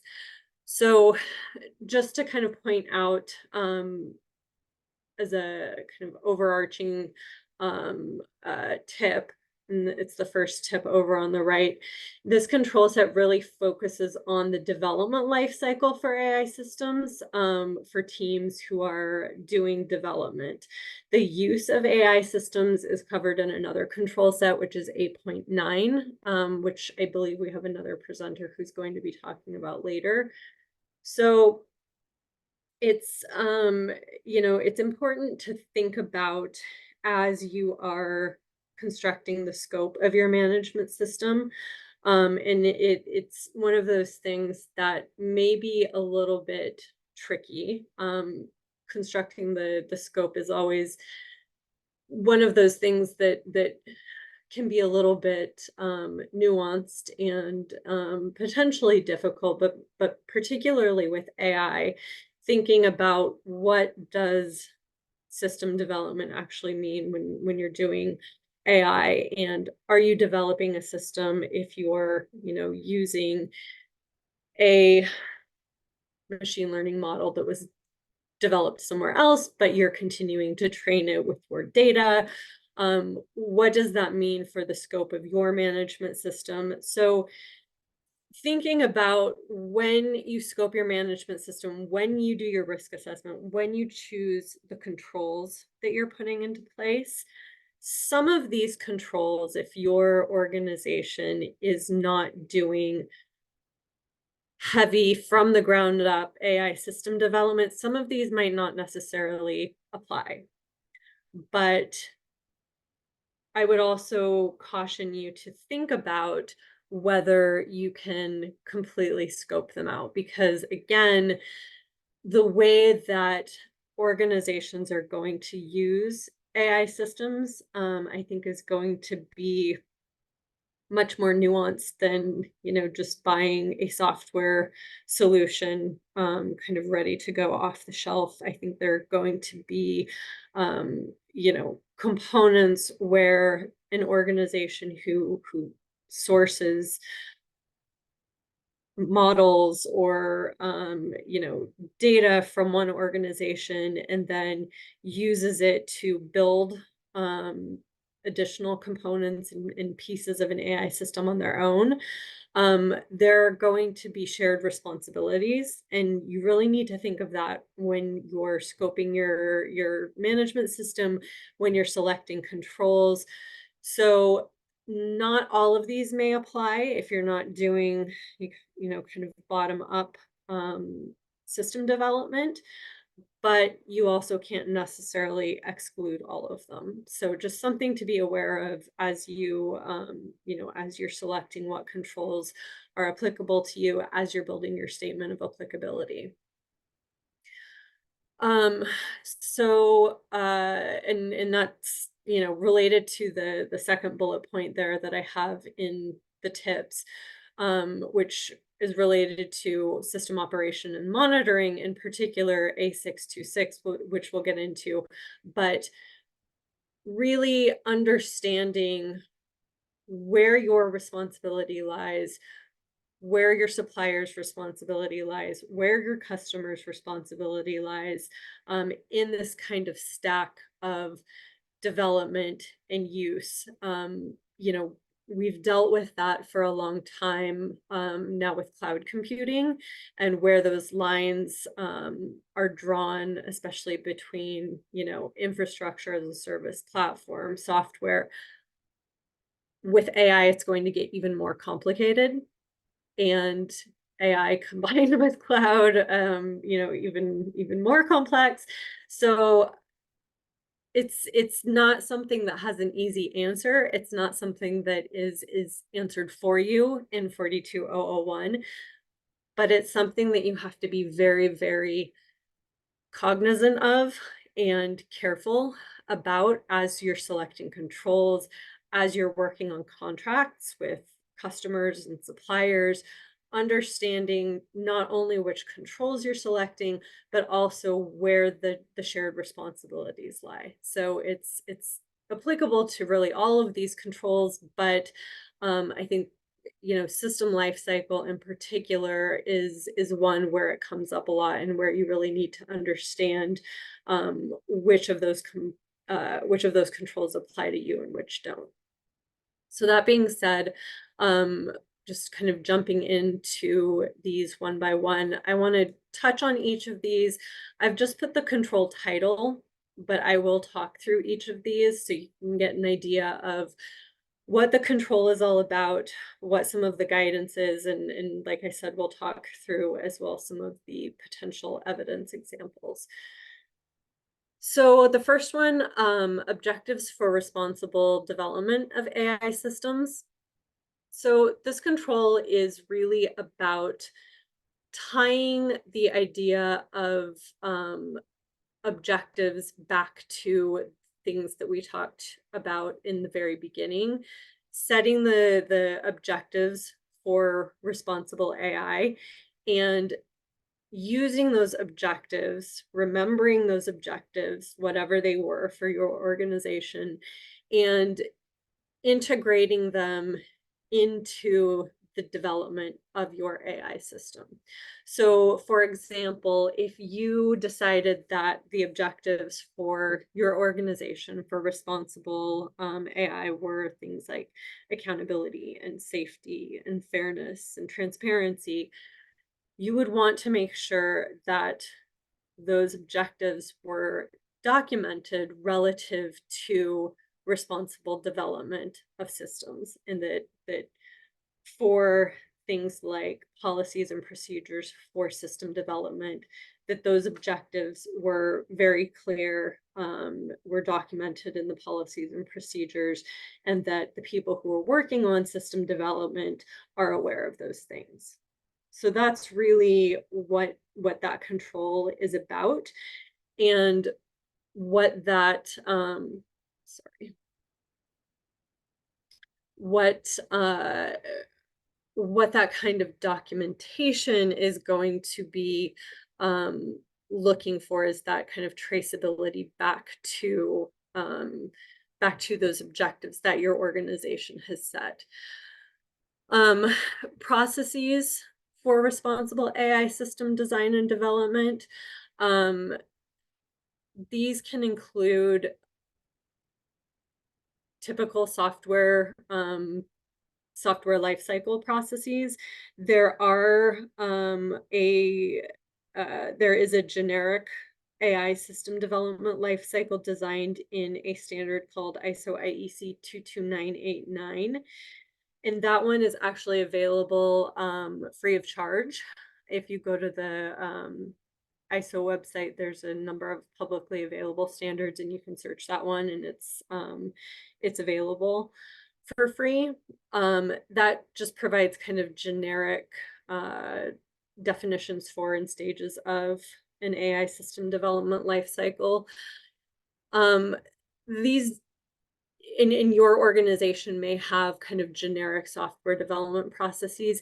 These may need to be modified to include considerations for AI systems, which if you do that, you want to update that documentation, and I've got that listed in kind of the in the evidence example section. So making sure that, if you say you have a So you have documentation of your software development lifecycle, and within that you talk about the processes for testing. And in that process, you talk about specific tooling that you use for testing. And for your AI systems, that includes specific tools for testing of data to make sure that there is a lack of bias in the data, or that the data is appropriately anonymized. You want to make sure that those specific considerations, and if those processes and policies are part of your system lifecycle for AI, are new to your organization, that those are actually updated into your documentation, because that's something that an auditor is going to look for.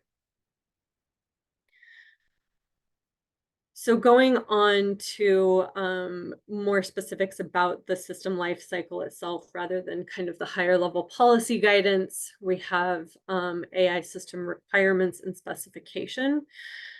So this is similar to general software requirements and specifications. So when you have a AI system that you are planning, you want to make sure that you have a requirements and specification documentation. So both this and documentation of AI system design and development could be part of your organization's planning cadence. So if you're doing design and development on a semester basis, or quarterly basis, or monthly basis, however you do it, you want to make sure that those system requirements and specification are done, are documented appropriately, and that the documentation of the system design and development are documented appropriately as well. Something to consider is that the items in requirements and specification and the documentation of the design and development, elements of those may also need to be included in the impact assessment. So we, and I think Marielle mentioned this, but we are also working on an impact assessment standard, ISO IEC 42005. And that has a number of requirements, not requirements, it's a guidance document, so they're not requirements, but it has a number of pieces of guidance on the things that should be included in impact assessments, system impact assessments, which include things like, why is the system being created? What's the purpose of the system? What is the problem it's trying to solve?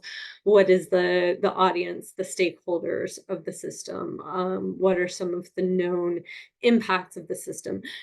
These are all things that are likely going to also be documented in requirements and specification and documentation of design and development. It also asks for things like a general overview of the system architecture. I'm trying to think of what else. But needless to say, there's a lot of potential overlap between what is documented in system requirements and specification and system design and development. So it's something to, I think, be aware of as your organization is starting to implement 42001, because there are a lot of I think there's a lot of economies of scale that can be achieved if you recognize that many of these same pieces of documentation are needed for both. So rather than repeating them over and over again, you can document them one time and then reuse them where you need them. Collecting them for 6.2.3 and 2.4, and then being able to reuse them for the impact assessment if you have automated tooling, or the same teams working on the development and then working on the impact assessment, that's going to be able to save a lot of time rather than having to do this and then go back and do the impact assessment with another team, or do the impact assessment at a later date. It's just good to be aware that they're asking for a lot of the same data. So moving on to AI system verification and validation. This has a lot of various concerns about testing. So there are a number of considerations for testing AI systems that can be different tools. As I mentioned, for data validation, it can be tools for ongoing testing, for AI systems that are continuously learning and changing. There may be different testing requirements than a system that is static or only gets updates on a certain cadence.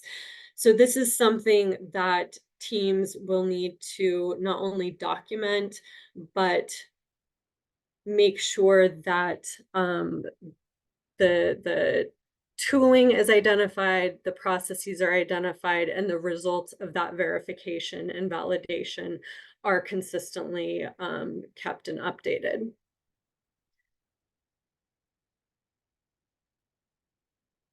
So system deployment, that one is fairly self-explanatory, making sure that you document where and how the system is going to be deployed, whether all components are deployed in the same environment, whether some are deployed in the cloud or on premises.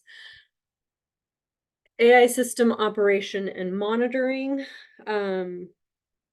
This one is related to verification and validation as well.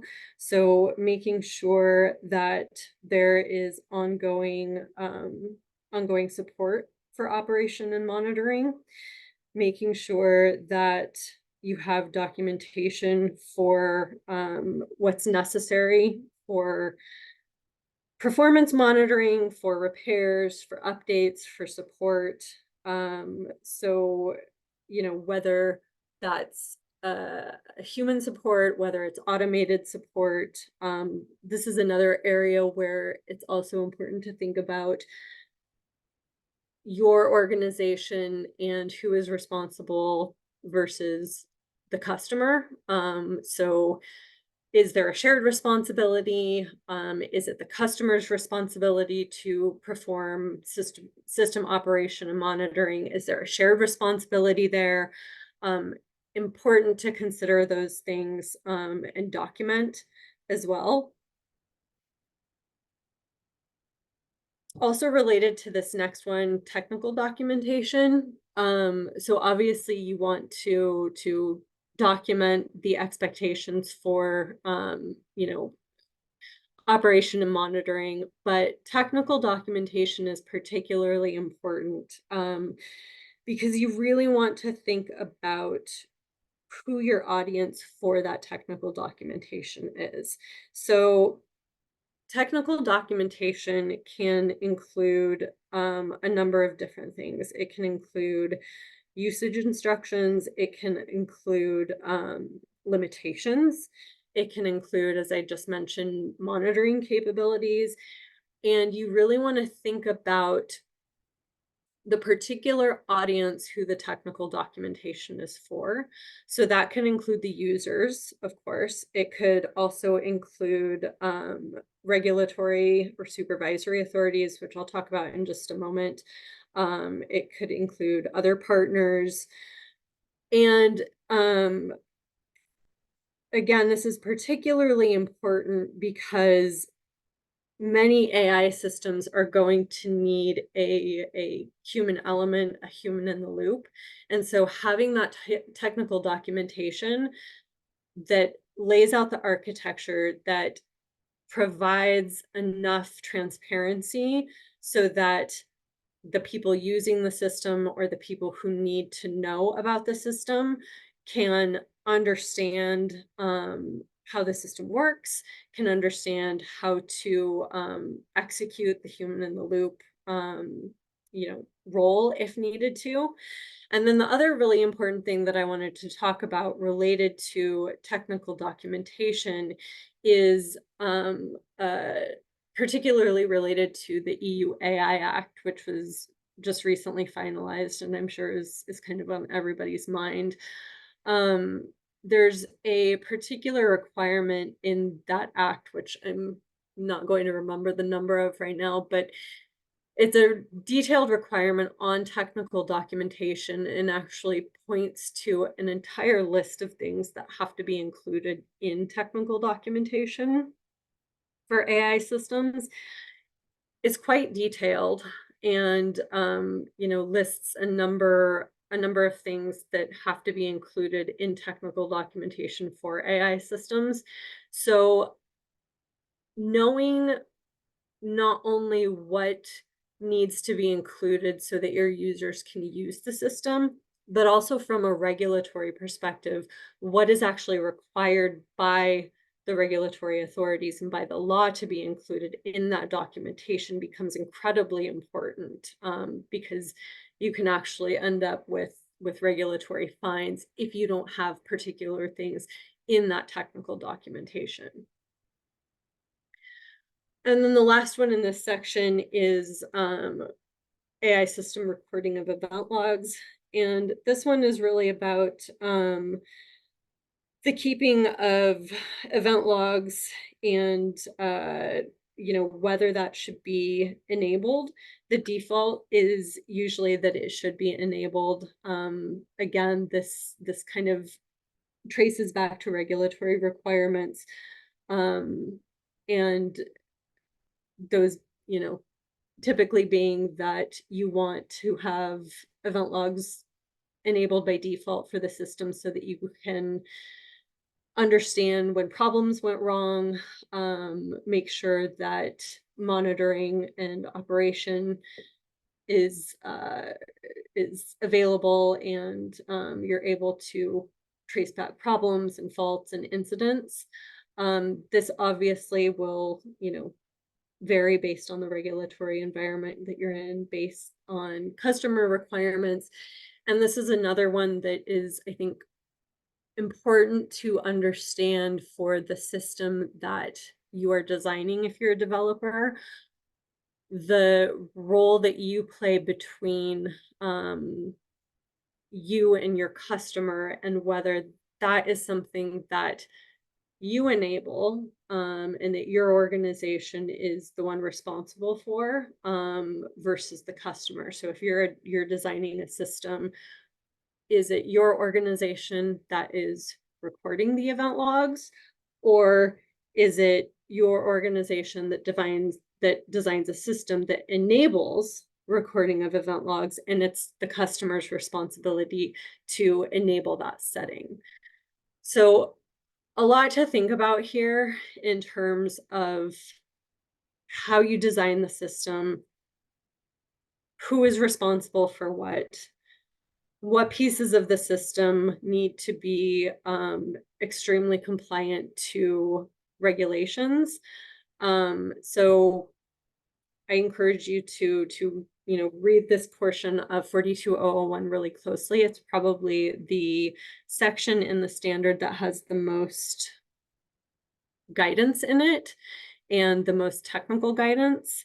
So it's quite dense and it has a number of references to other standards within SC42 that are much more technically in depth, that can help you if your organization is developing AI systems. And with that, I will turn it back to Rohit. Thank you, Kim. Our next section is A7, that's data. Our speaker is John Calhoun. John Calhoun is the Director of Standards Engagement in the Microsoft Corporate Standards Group. John is also the international representative for the US tag and the head of delegation to SC42. And he has 20 plus years of participation in standards across several technical domains. John is also the major force and the leader behind organizing this webinar and the prior webinar that we had as well. Over to you, John. Thanks, Rohit. I'm not sure which screen you might be seeing. If it's the split one or the full screen. The split one. Okay, let me try this again.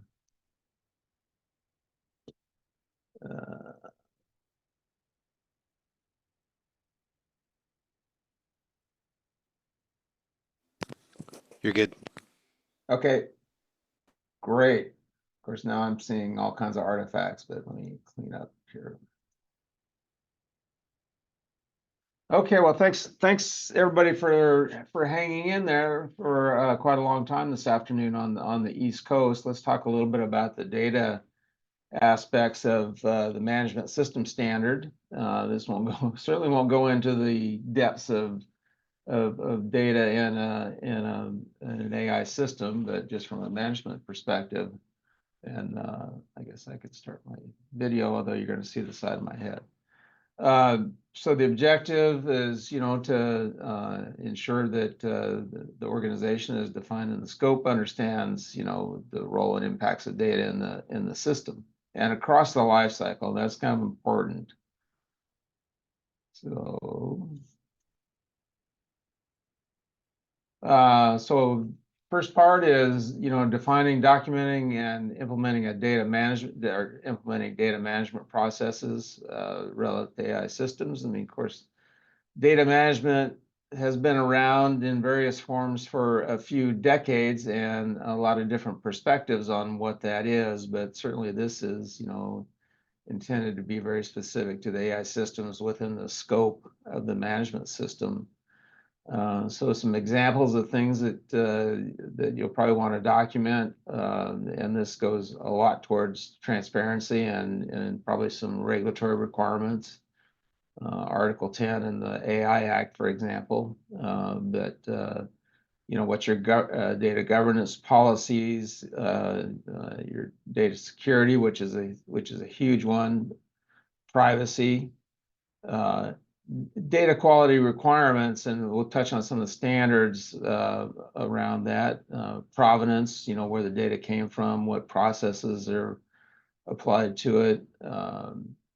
Explainability is a little more difficult with data, but certainly providing some documentation on how the particular data that you're using in the system is related to the outputs of the system. And again, this all goes towards transparency.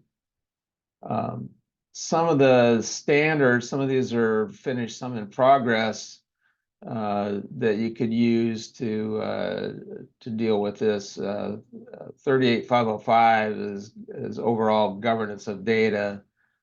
We do have one in the 5259 series on data quality for analytics and ML that's specific to governance of data quality. 22989 is kind of our master document of concepts and terminology. So I've seen questions in the Q&A about, where the definition of particular terms comes from. Quite a lot of them are in 22989, which is freely available. And then 5259 is a multi-part series. I think it's up to 6 parts right now. One is kind of the secret decoder ring. It has the terms and concepts that we use in the other parts. And I'll do these in a little bit mixed order, but part 4 has a data quality process. It's not normative per se, but is a good start. You can certainly use one of your choosing, but dash 4 is a good one to take a look at. Dash 2 has data quality characteristics and data quality measures, and that's very much the sort of the meat and potatoes of what you would probably want to document in terms of data quality relative to your data quality requirements. It also has some things on reporting that are recommendations. -3 in that series was intended for a more narrow certification on data quality. It has a lot of reference to the other parts, and is certainly worth taking a look at as well. ISO 8000 has been around for a long time. I think it's 8000-1 or 2 that talks about data quality for master data, but it has a lot of good pointers for all sorts of data.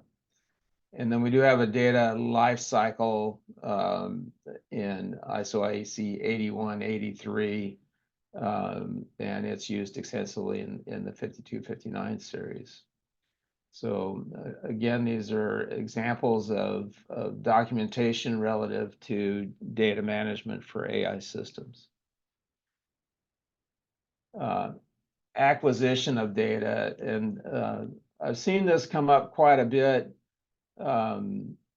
in discussion, because obviously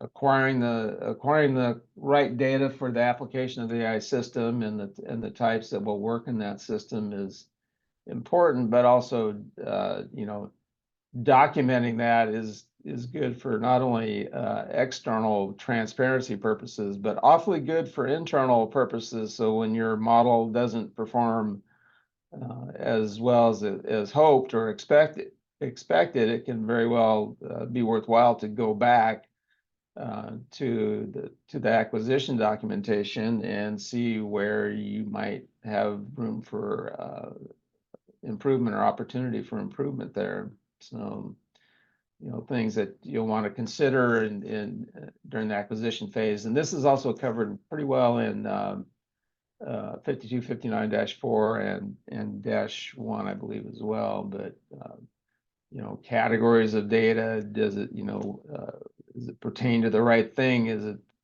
data about people, data about objects, or financial data, or that sort of thing? Types. I mean, it kind of gets down to some of the details, but whether it's an integer or a continuous number or binary is pretty important to machine learning in particular. The characteristics, data quality characteristics, are covered in 5259-2, and kind of help you organize your thinking around what are characteristics of the data that are important for your particular system. Quantity and sources. Is it enough data for the application? Things like large language models are up to trillions, but traditional regression things can be done on maybe a few hundred or a few thousand bits of data. Sources is getting to be more and more important, particularly from a privacy, but also cross-border data requirements, sort of requirements. Metadata, of course, can help explain about the data itself and can be a part of transparency. And then we touched on the privacy issue, and then of course intellectual privacy rights has really come up as things like large language models are trained on all the publicly available data on the internet. Couple standards that could be helpful here. ISO IEC 19944-1 is on data flow, data categories, and data use. Data categories can be particularly helpful if you need to make statements about particularly data categories and the requirements that you want to lay down, either for the acquisition stage or for data quality testing. It is a bit specific to cloud computing and rather specific to privacy, but it's also extensible. So you can use the framework in 19944-1 for a broad set of use cases. And then 27701 is a privacy management extension of the 27000 series. And so if you're using that particular standard, you're probably in pretty good shape on from a privacy perspective. We already touched on a bit of this on the quality of the data. So, you know, defining those data quality requirements is very helpful. I've seen where there's a tendency to be to just think this is a no-brainer, that everybody understands what data quality requirements are, and so the one you usually hear is like accuracy. And in 5259-2 there's a number again of data quality characteristics and data quality measures that can help really identify where you might run into problems or where you want to set quality thresholds and quality requirements around. So again, you know, and also just the process itself. If you have a good comprehensive process, you're likely to hit on all the important things. And then also the things that I'd seen taken for granted was the setting of targets or thresholds or ranges, and that's pretty important to for that to be understood by the development teams and also documented, so people know when you report a particular result of a data quality measurement, did that actually fall or meet the targets or thresholds that you specified in your requirements. And there's probably a good diagram in here somewhere, because there's a big relationship between these things and examples. And again, this is kind of a repeat of the 5259-1 series, but this entire, especially 1 through 4, really give you the nuts and bolts of running a data quality process. Dr. Kwan is actually working on a -6 for visualization, so that will also be helpful, particularly when you need to present results to other people that are not within the team. So pictures worth quite a lot there.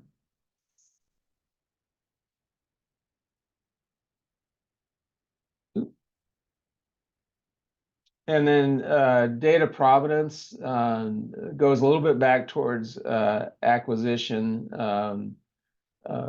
A couple of things, you know, in addition to where it came from, and, you know, was it gathered ethically, for example, and lawfully. There's a lot of requirements, particularly in Europe and other places, for consent for particular data uses, but and then this location is coming up as a lot of what they're calling data sovereignty requirements nowadays, or controls over cross-border data transfers. And then what are the prior uses? You know, and it's not always easy to find, but and if you're buying data, you may not be given access to that information, but it's certainly helpful to know. And in some cases, like I think it's differential privacy, the number of prior uses or the number of uses of the data set is restricted before it has to be retired. So that's helpful to know. And some standards that can be helpful in this 8000-2 and 8000-120. I think in 8000-2, they actually define data provenance records, which is more of a structured way of recording information about provenance. And then data preparation, and there actually is some requirements on this in the AI Act, but some examples that we covered in particularly 5259-4 was, just the statistical exploration, cleaning of the data, imputation, things like normalization and scaling, and then labeling, which has come up as an issue around even accuracy or even red teaming against poorly labeled data. And then, of course, encoding, since things that are text usually has to be encoded into numbers. And again, 5259-4 is helpful here, 22989 for the concepts. And then also we have 23053, which is kind of delves in more on machine learning specific terms and concepts. So that's all I have on data quality. And so back to you, Rohit. Thank you, John. And we're down to our final section. And final section is sections A8 and A9, which is information and use. And our speaker is Greg Cannon. Greg is responsible for AI ML standards at AWS. He's been active in standards since 1994 and currently active in both biometric and AI standards. He's the chair of ISO ICSC 37 work group for the technical implementation of biometric systems. He's also the chair of the FIDO biometric working group, vice chair of the US INCITS Committee on Biometrics. Over to you, Greg. Great. Hopefully you can hear me and see my slide. Yes, we can see both. I didn't turn on my video although I could try and spare or harm people as done. But yes, I'll torture people as well. First of all, thank you, Rohit, for that introduction. I'm the last presenter before the Q&A, so I'll dive right in. The way I think of 42001 is I think it's a mechanism to reduce AI risk, the risk of AI after it's developed and it's deployed into an actual AI-enabled system. And, there's a lot of risks associated with AI, and we've talked about 42001 controls that kind of mitigate quite a few of those risks so far today. I'm going to talk to you about controls to inform stakeholders and users about, the AI system. And, those are well-identified risks of users not having enough information about the AI technology to use it appropriately, so they misuse it. And 42001 has basically tried to map a lot of those risks associated with unintended use or uninformed use, or unmanaged expectations for users into this organized section of controls in 8.8 and 8.9, and that's what I'm going to talk to you about today. There's a lot of standards, and I think we mentioned that 42001 is in a way kind of an entry point into other standards that are really useful to mitigate these risks associated with these controls. Like many of the speakers before, I'll call them out on each slide, but it's pretty much the same list. We're going to talk about the 22989 terminology set of standards and 23053, which are really useful foundational standards to help kind of ground the context of what we're talking about. We have 42005 as an impact assessment standard, the impact of AI in individuals and societies, which is another key standard that organizations can use to consider their systems and their systems' impact on the AI individuals and societies. And there's a transparency standard as well, 12792. These controls talk to a lot of transparency. And I would be remiss if I didn't mention the NIST AI Risk Management Framework and Playbook, as that those documents also work to mitigate risks and have sections on informing stakeholders, users, and so I wanted to make sure instead of going through those same repeated standards in every slide, I just wanted to highlight at the beginning. So I'm going to go, hopefully I'll be able to control this. So I'm going to dive into the first control, which is 8.8.2. The control is about the organization determining and providing necessary information to users of the AI system. So this is really about finding that balance. This as you read it, it's like, okay, understand, but it's trickier. It's easier said than done, right? It's like you got to find the audience. How do you really effectively inform users about the purpose of the system, what's the intended use. If you talk, the control talks about accuracy and fairness, but if you really get into like too much of a detail, you end up losing the user. What does 99.9967% accuracy mean, for instance?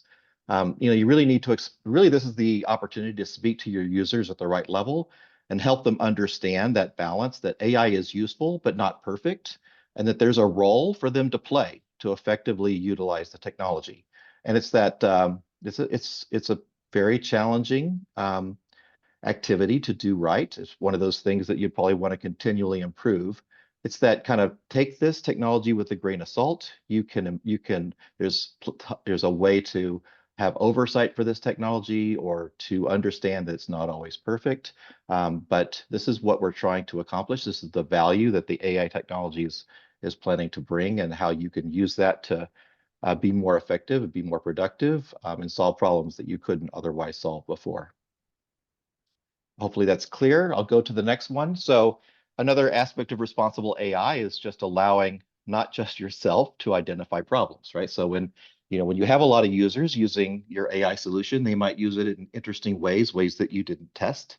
AI is particularly capable, perhaps, right? So we should be, in terms of responsible AI, one, knowing that it's almost even further out than software. It's a very challenging thing to have complete 100% coverage. So you should expect that some users will find problems after you deploy, and you should not only enable them, you should find ways to encourage them to report. And it's a super important input for really your incident response activities. I would encourage that you also find ways, because one of the first things you're going to have to do with these external reporting of problems is being able to reproduce it and determine how severe that problem is. And so mechanisms that help both parties, the reporter and the developer, and maybe downstream data providers or model developers, do their jobs effectively is probably going to be on the higher end of implementing this control. I'm going to go on.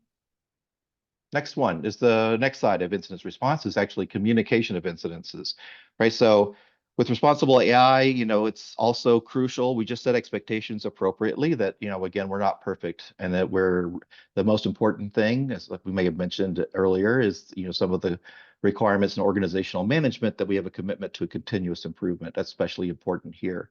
But also, the way organizations actually do this is going to be pretty customized to that organization, how they allocate responsibility, how they determine, whether they patch something or they update something in a version, or how they establish their severity. There's a lot of discretion associated with the trade-offs associated with fixing these things. Obviously, it's an ideal world, you could fix it immediately, but that's not there's still some practical realities associated with difficulty in time, or maybe getting enough data to fix it correctly. Transparency is the key thing here. We're just trying to be as open as possible within the business constraints that we have to communicate to your users. And this control is about, again, finding that right balance and being as open and communicative as you can to drive responsible AI. Want to go on? So what we talked to, the last three controls are about kind of what you do for users. This control is about kind of providing information that you've done, those controls. So what I mean is by that is that maybe you have laws or regulators that are relevant interested parties, I believe is the language in the standards, that are interested that you've done incident response, or that you've actually communicated informed, effective use to your users. And this control is probably going to be integrated into your larger 42,001 organizational management systems, probably involved, integrated into your policy and integrated into your operational plan. Continue. So moving on to 8.9, this is this is ensuring that organizations use AI systems responsibly and per organizational policies. Further, so 8.8 was about informing. Here's about information to drive and assure effective use. So the first control, and these are really much strongly linked into the normative clauses of 42,001. I bolded out clauses 8, 9, and 10. But what I think the key thing here is that it's 42,001 recognizes that organizations are different, that they are organized differently, that they allocate they allocate responsibility differently. Um, and this control basically gives the guidance and the lenses that are necessary for organizations to kind of think through, but then allows them the flexibility about how they implement that control. And then when they document, they document how they implement that control, and then they're ready to be audited for compliance associated with this. So this control is about establishing processes for responsible use of AI systems. How an organization does that is up to them, but they're going to consider things like cost and approvals and sourcing requirements, legal requirements, all the things that are relevant. And then the way they actually implement it is up to the organization. 9.3, this is I think, a very informative control. It gives the organization a lot of lenses or aspects to think about as they're trying to kind of set their objectives for what does responsible AI mean to them. It may not be obvious, or I don't know. A lot of these objectives are intention, right? So for instance, if you try to improve the privacy, maybe use differential privacy or something like that, you may be degrading accuracy. Fairness might be also in tension with accuracy. Robustness, if there's this overfitting, but the more mechanisms you do to try to improve the robustness, again, you might be degrading accuracy or privacy. Security and accessibility, or confidentiality, integrity, availability, those security aspects are also in tension. And so this gives the organization the flexibility it needs to kind of establish its own balance that's related to the use case for that AI system. Super important control for driving what responsible AI means, appropriate to the business case that the developers are trying to establish. And I've got one more control, which is about actually assuring intended use. So this control is, I think the best way to think about this is that it's going to have a different emphasis depending on where you are in the ecosystem. If you're a data developer, a model developer, or just a general model developer, you're not going to be able to do too much. You need to do as much as you can, but you're not going to be able to do too much about assuring intended use of the AI system. The AI system is likely going to be taking a model and then tying it to business logic, or tying it to meet certain solution requirements.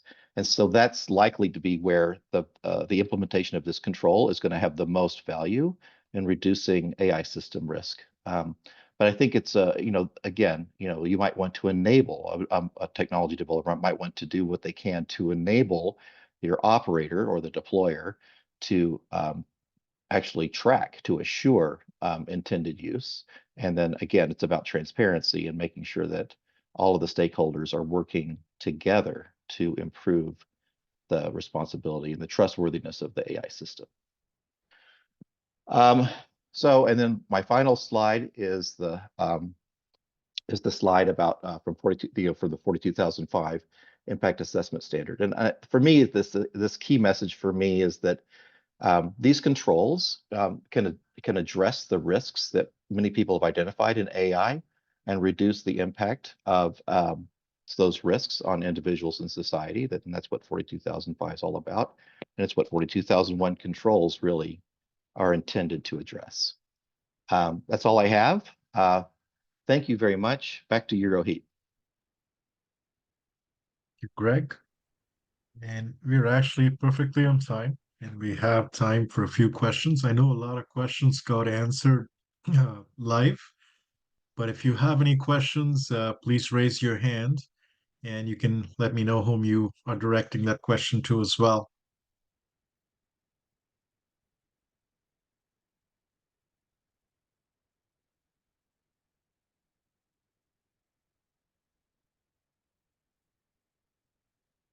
So I don't see any questions. I see John has his hand raised. Over to you, John. Yeah, we have 3 open questions in the Q&A, and we might want to just take a look at those and see if we can answer those. There particularly was there were several questions about Annex B, and it's listed as informative, but has a bunch of shoulds. So we might be able to get some feedback on that. You know, is it required? Is it not required? What's the story on Annex B? Makes sense. I see the first question that is listed here is wondering if you evaluated AI-assisted tech such as Zoom Companion based on ISO 42001. Well, we don't evaluate assisted tech of companies. We create the standards, and again, any colleagues from Zoom here, certainly ISO 42001 is available to you to use. You can also recommend it to them. And the second question here is, given the need to disclose impact assessments to interested parties, how does one do so effectively for society? For example, use case of law enforcement body cam footage that includes law enforcement suspects, bystanders, etc. That's used for things like training AI models to determine officer training opportunities, anticipating escalations. Again, we don't recommend how exactly somebody would do a particular assessment. In this case, it would be for the law enforcement agency to look at their use of AI, understand the impact of it. Again, 42001 lays out how you would do it, and you would at least assess the impact. And again, for law enforcement, whether regulations allow them or whether they require them to delete the data after some time, that is certainly something they would need to do. I think this last thing is actually an answer to an earlier question. So I don't see any other open questions, but if you have any comments or anything you'd like to suggest that we do in our next webinar or any requests, please feel free to share that as well. And we'd be happy to take your suggestions and implement them.